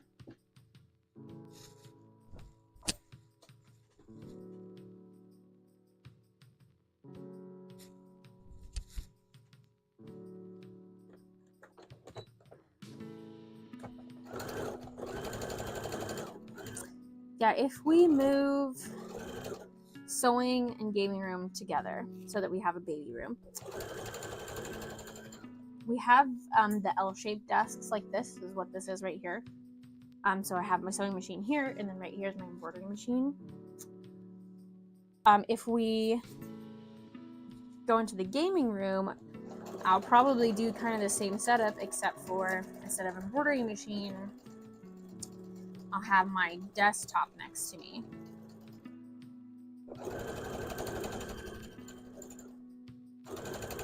But I might be able to, if I can fit it right, if I can put some stuff on the walls where all this, like the thread and everything can be on the wall, then my machine can go all the way almost like to the end here. And then maybe I could put my other machine, like my embroidery machine here. And then computer can be here. But what I'm gonna have to do is just do it and start moving some stuff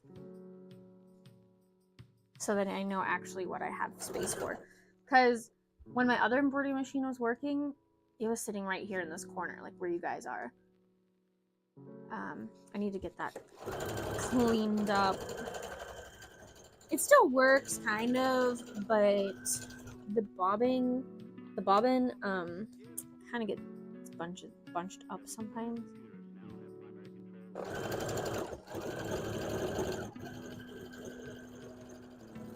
But it would be nice to have 2 embroidery machines running at the same time again.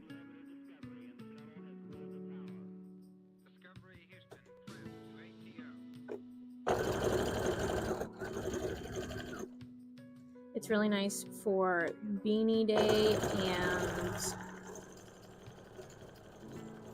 like if I'm making squids or Koroks. It's really nice.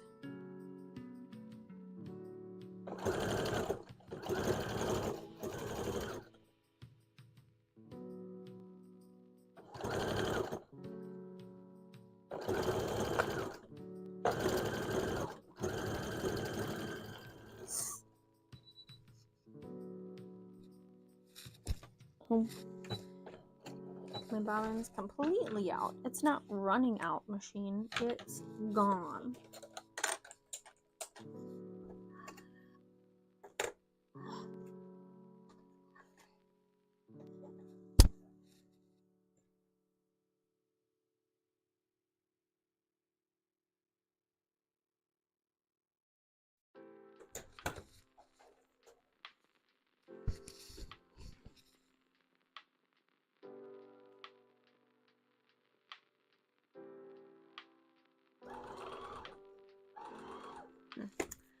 I didn't think something was right. You guys ever go to wind your bobbin and it just only winds one side of it?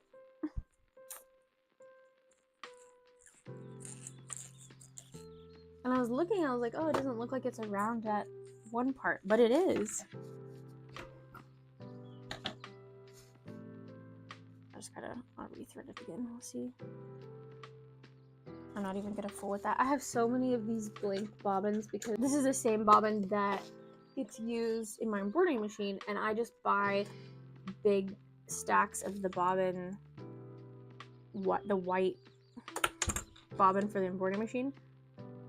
And so when those bobbins run out, I either am like, oh, I need more, or I'm like, I have plenty, we'll just throw them away. So I have this little container like this that holds the bobbin, and then when that gets full, any extra bobbins get thrown away. Of course empty, not like full bobbins.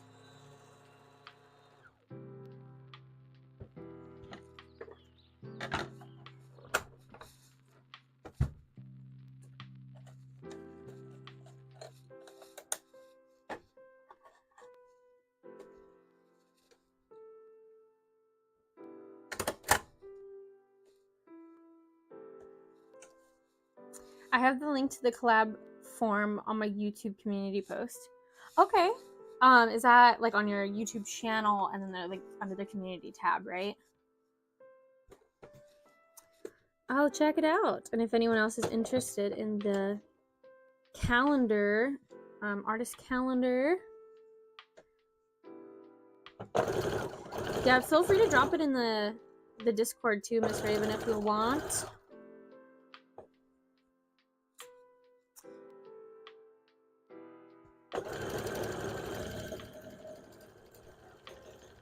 I'm intrigued. I'm like, do I want to do it? But I'll definitely share it and mention it to some of my other artist friends too, because I like that idea. And if you also get a calendar with your art in it,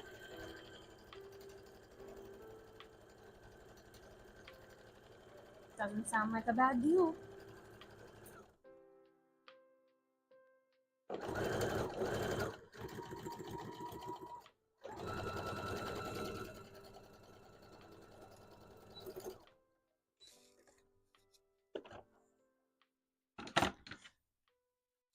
All right, we got one more long piece.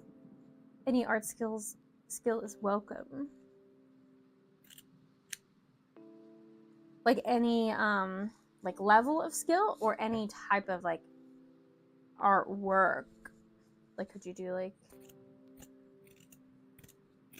crochet or sewing, or you're saying like, oh, you could do just little doodles and that would be fine too, or both.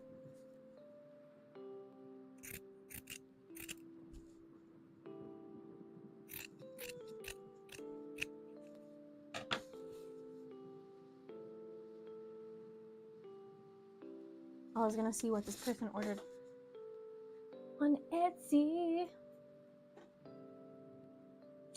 One of these days I'm gonna get one of those Shopify tickers, but I don't get a lot of sales on Shopify. I just get a lot on Etsy.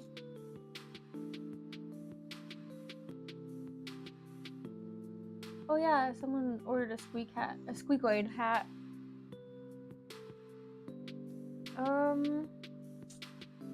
Or not a squeakoid hat, a squeakoid.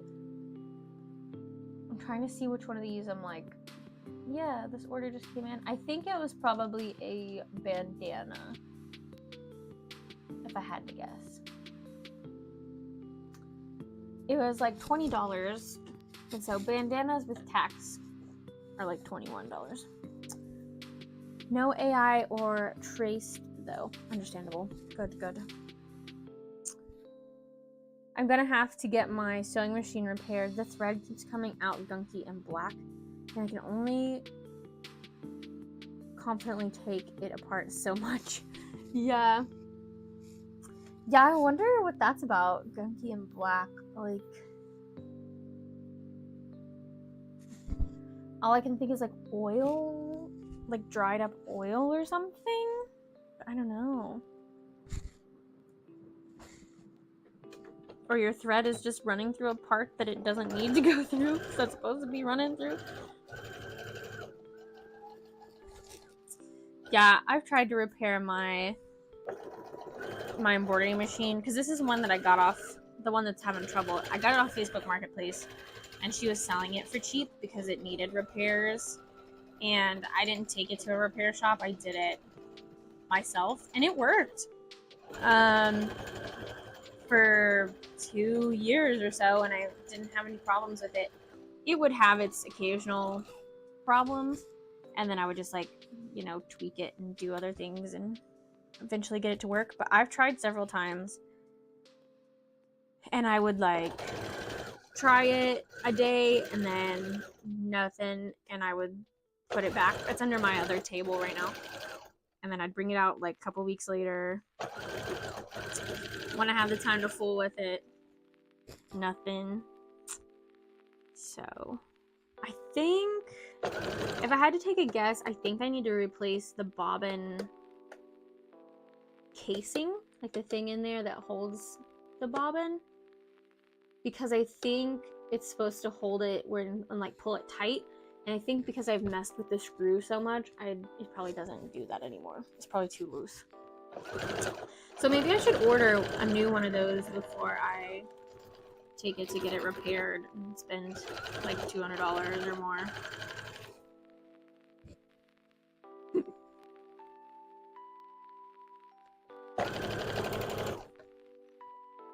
One time I took this machine, which is a sewing / embroidery machine, into, I don't even think I took it in. I asked them how much it would be, kind of told them the problem it was having, and the lady said that it was gonna be like $300, and that was just for the base, like what she thought it was, and if it was something more than that, it could be more. And I was like, what the, I was like, I didn't say this to her. I said, okay, thank you, have a good day. But in my mind, I'm like, lady, this machine doesn't even cost $300. Like, I would be better off just to buy a whole new machine. But I think she was thinking it was something to do with the timing, and I know that that is a big problem. No, it ended up just needing a good cleaning because I hadn't cleaned it. I don't think I ever had cleaned it at that point. This was when I was still new to sewing.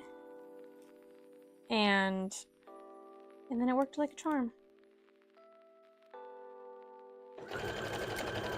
And this is still the same sewing machine that I've had since 2014. Because if it ain't broke, don't fix it.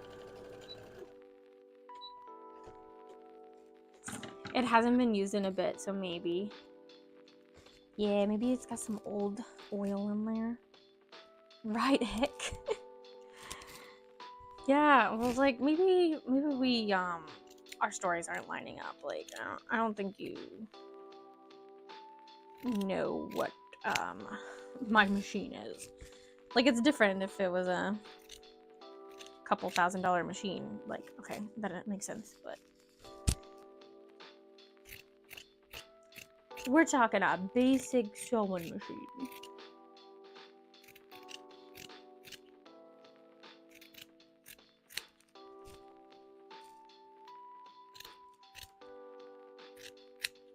Yeah, I have a couple of things I need to order on Amazon, so maybe I'll order that while I'm thinking of it. Like, what next time I go on Amazon, I just have to look up what it's called, and then just make sure I get the right one. Because I don't even think the one that, like, all of these are brother machines, but I don't think that that one fits in that other machine. So I can't even, like, switch it to see if that would fix the problem.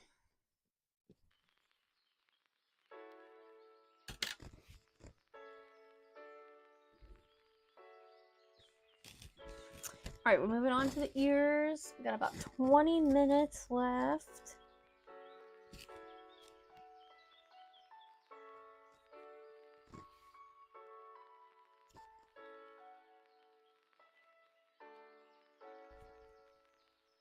Does anybody have any events this weekend?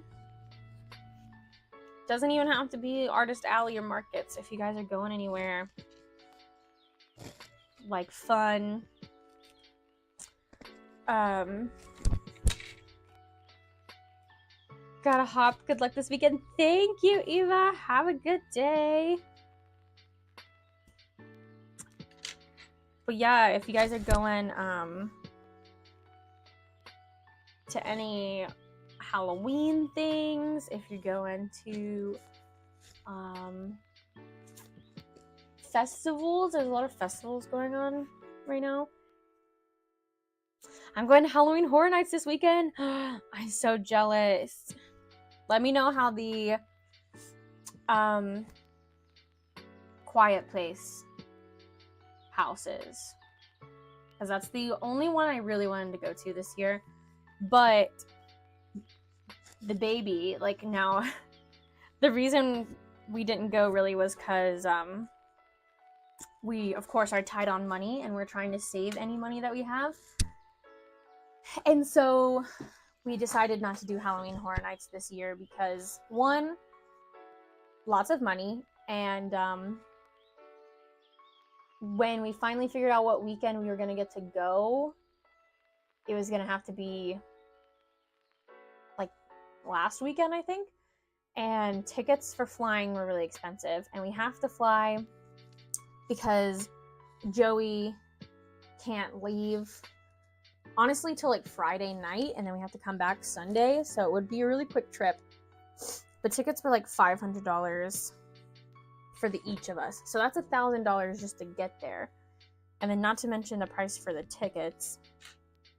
And two, I can't drink, which is not like, we don't get like plastered by any means, but it does make it a little bit more fun. And three, I didn't know how I would do standing in hour wait lines, staying up till like 2 a.m. So next year Either we'll go and we'll take a little baby with us, or we will get hopefully someone to babysit, and hopefully Joey will have some like days he can take off. But yeah, let me know how it goes. Let me know what your favorite house is. I have nothing planned for this weekend. Okay, just gonna have a chill weekend. Sounds like a good time.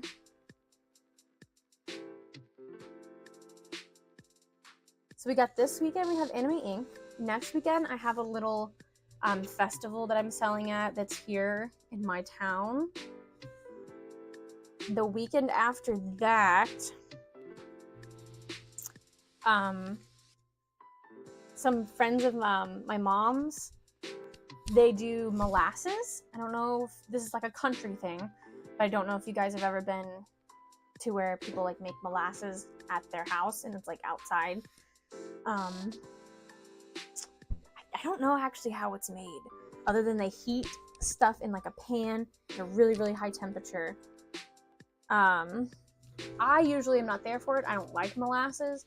I'm there for the vibes and the socialization. But it's just for like a one night. I think it's like a Saturday night. And then the weekend after that is our 10-year high school reunion. And that's on like a Friday night. And then Halloween is that next week, but it's on a Wednesday? Thursday?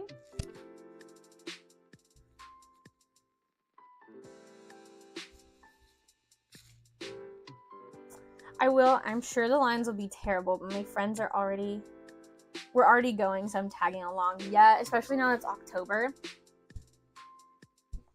Beginning of October, it still might be okay, but yeah, we usually try to go in September because it's just a little bit less crowded. And I do think tickets are a little bit cheaper if you go. Not a lot. I think maybe like $5, if that.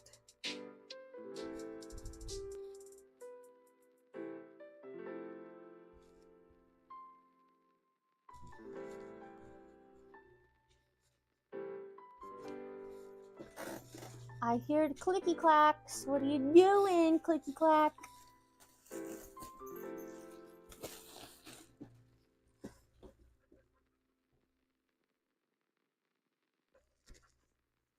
Riddle Piddle. Is a Riddle Piddle. Hi, Riddle Piddle. Don't breathe in the mic like that. Okay, go. Oh, man. Your paws, buddy.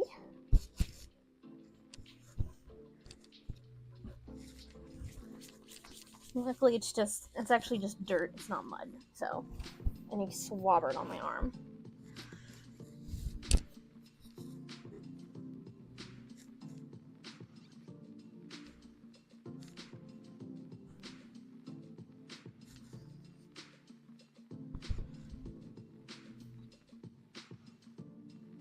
Yeah, I definitely want to do one haunted house, like, since I'm not doing Halloween Horror Nights.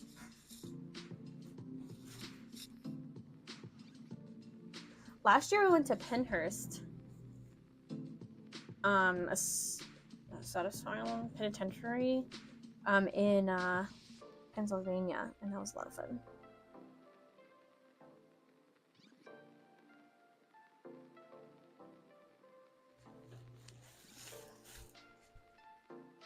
Alright, we're stuffing the ears. It's gonna be close. I said that we would get these all sewn up and I would just need to add eyes later, but it might not be the case. But if you add everything, like, let's not count the actual lot of pillows, but if you like add, okay, 6 Team Aqua bandanas at 15 a piece, that's 60, 70, 80, 90, I think. $90 for those. And then one link hat at we'll say $20. I sometimes charge $25. Depending on if I gotta pay like taxes or if the convention's more expensive or whatever. So yeah, 110. And then if you count these two Umbreons, which we almost have done, that's 210. Because if I sell these at $50 a piece, not bad.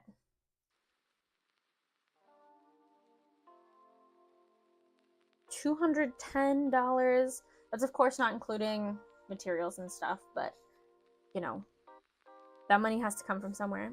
So, in what, almost 4 hours?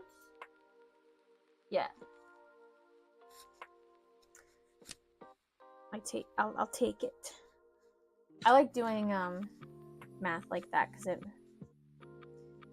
it's hard sometimes if you work for yourself, because you're not getting paid hourly. Like, you of course try to pay yourself hourly, but you don't see it hourly. And lots of times you don't see that money until like you go to a convention if you don't sell online.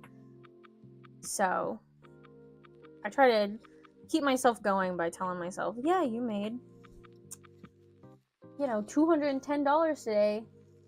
I wouldn't have made that working corporate job.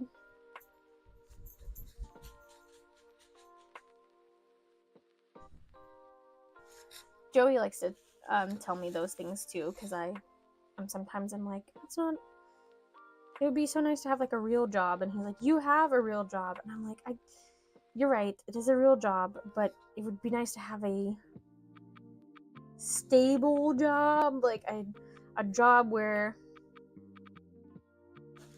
I can depend on just showing up and getting the same amount of money or something like that.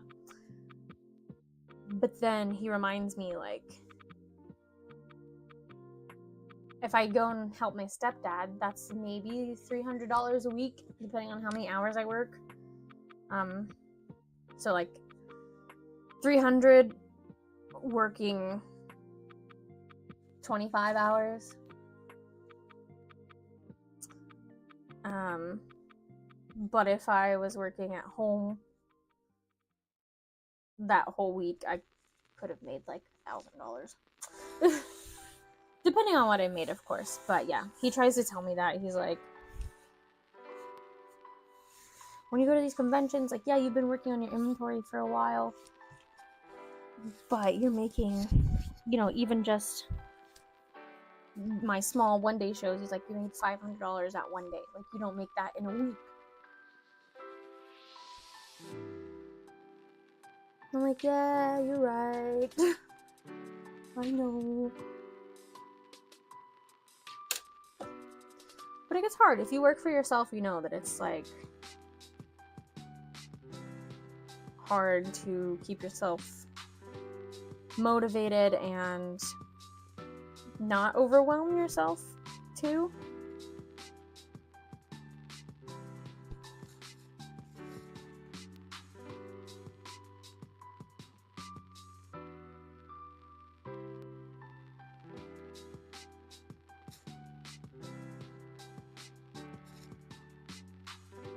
Let's see. 10 minutes?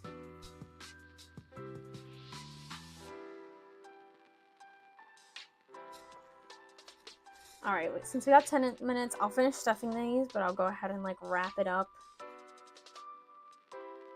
I will be at Anime Inc. this weekend. If you like anime and you like tattoos, check out Anime Inc. It's in Richmond, Virginia. They do have some in other places. I know they have a Miami one.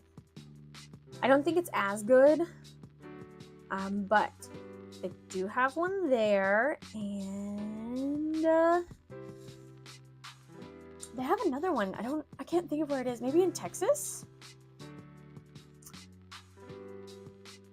If you want a Halloween costume, and maybe look like an evolution, let me know.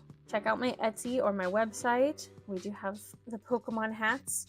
And make sure, this goes for anywhere, if you're ordering Halloween stuff or if you need Halloween stuff,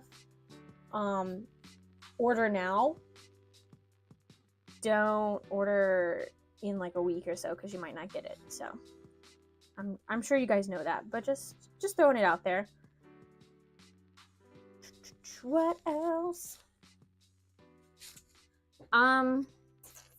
Yeah, after Anime Inc. I have Danville Holiday Con. That is a little convention in Kentucky. So if you're not in Kentucky, don't come see me. But after that, in December, we have GalaxyCon Columbus. So that one is a bigger one, and that will be my first GalaxyCon.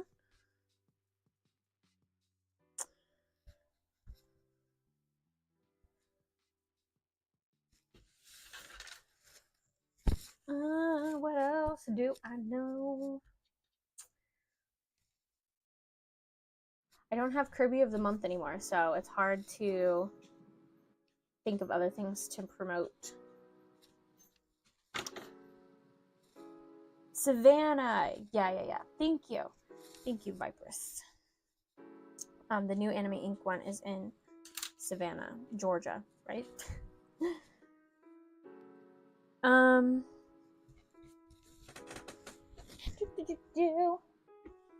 I have a vlog coming out this Friday. It's a travel vlog where my mom, my grandma, and I went to California to see the sequoia, redwoods, and Yosemite. I said it wrong. No, I didn't. Yeah.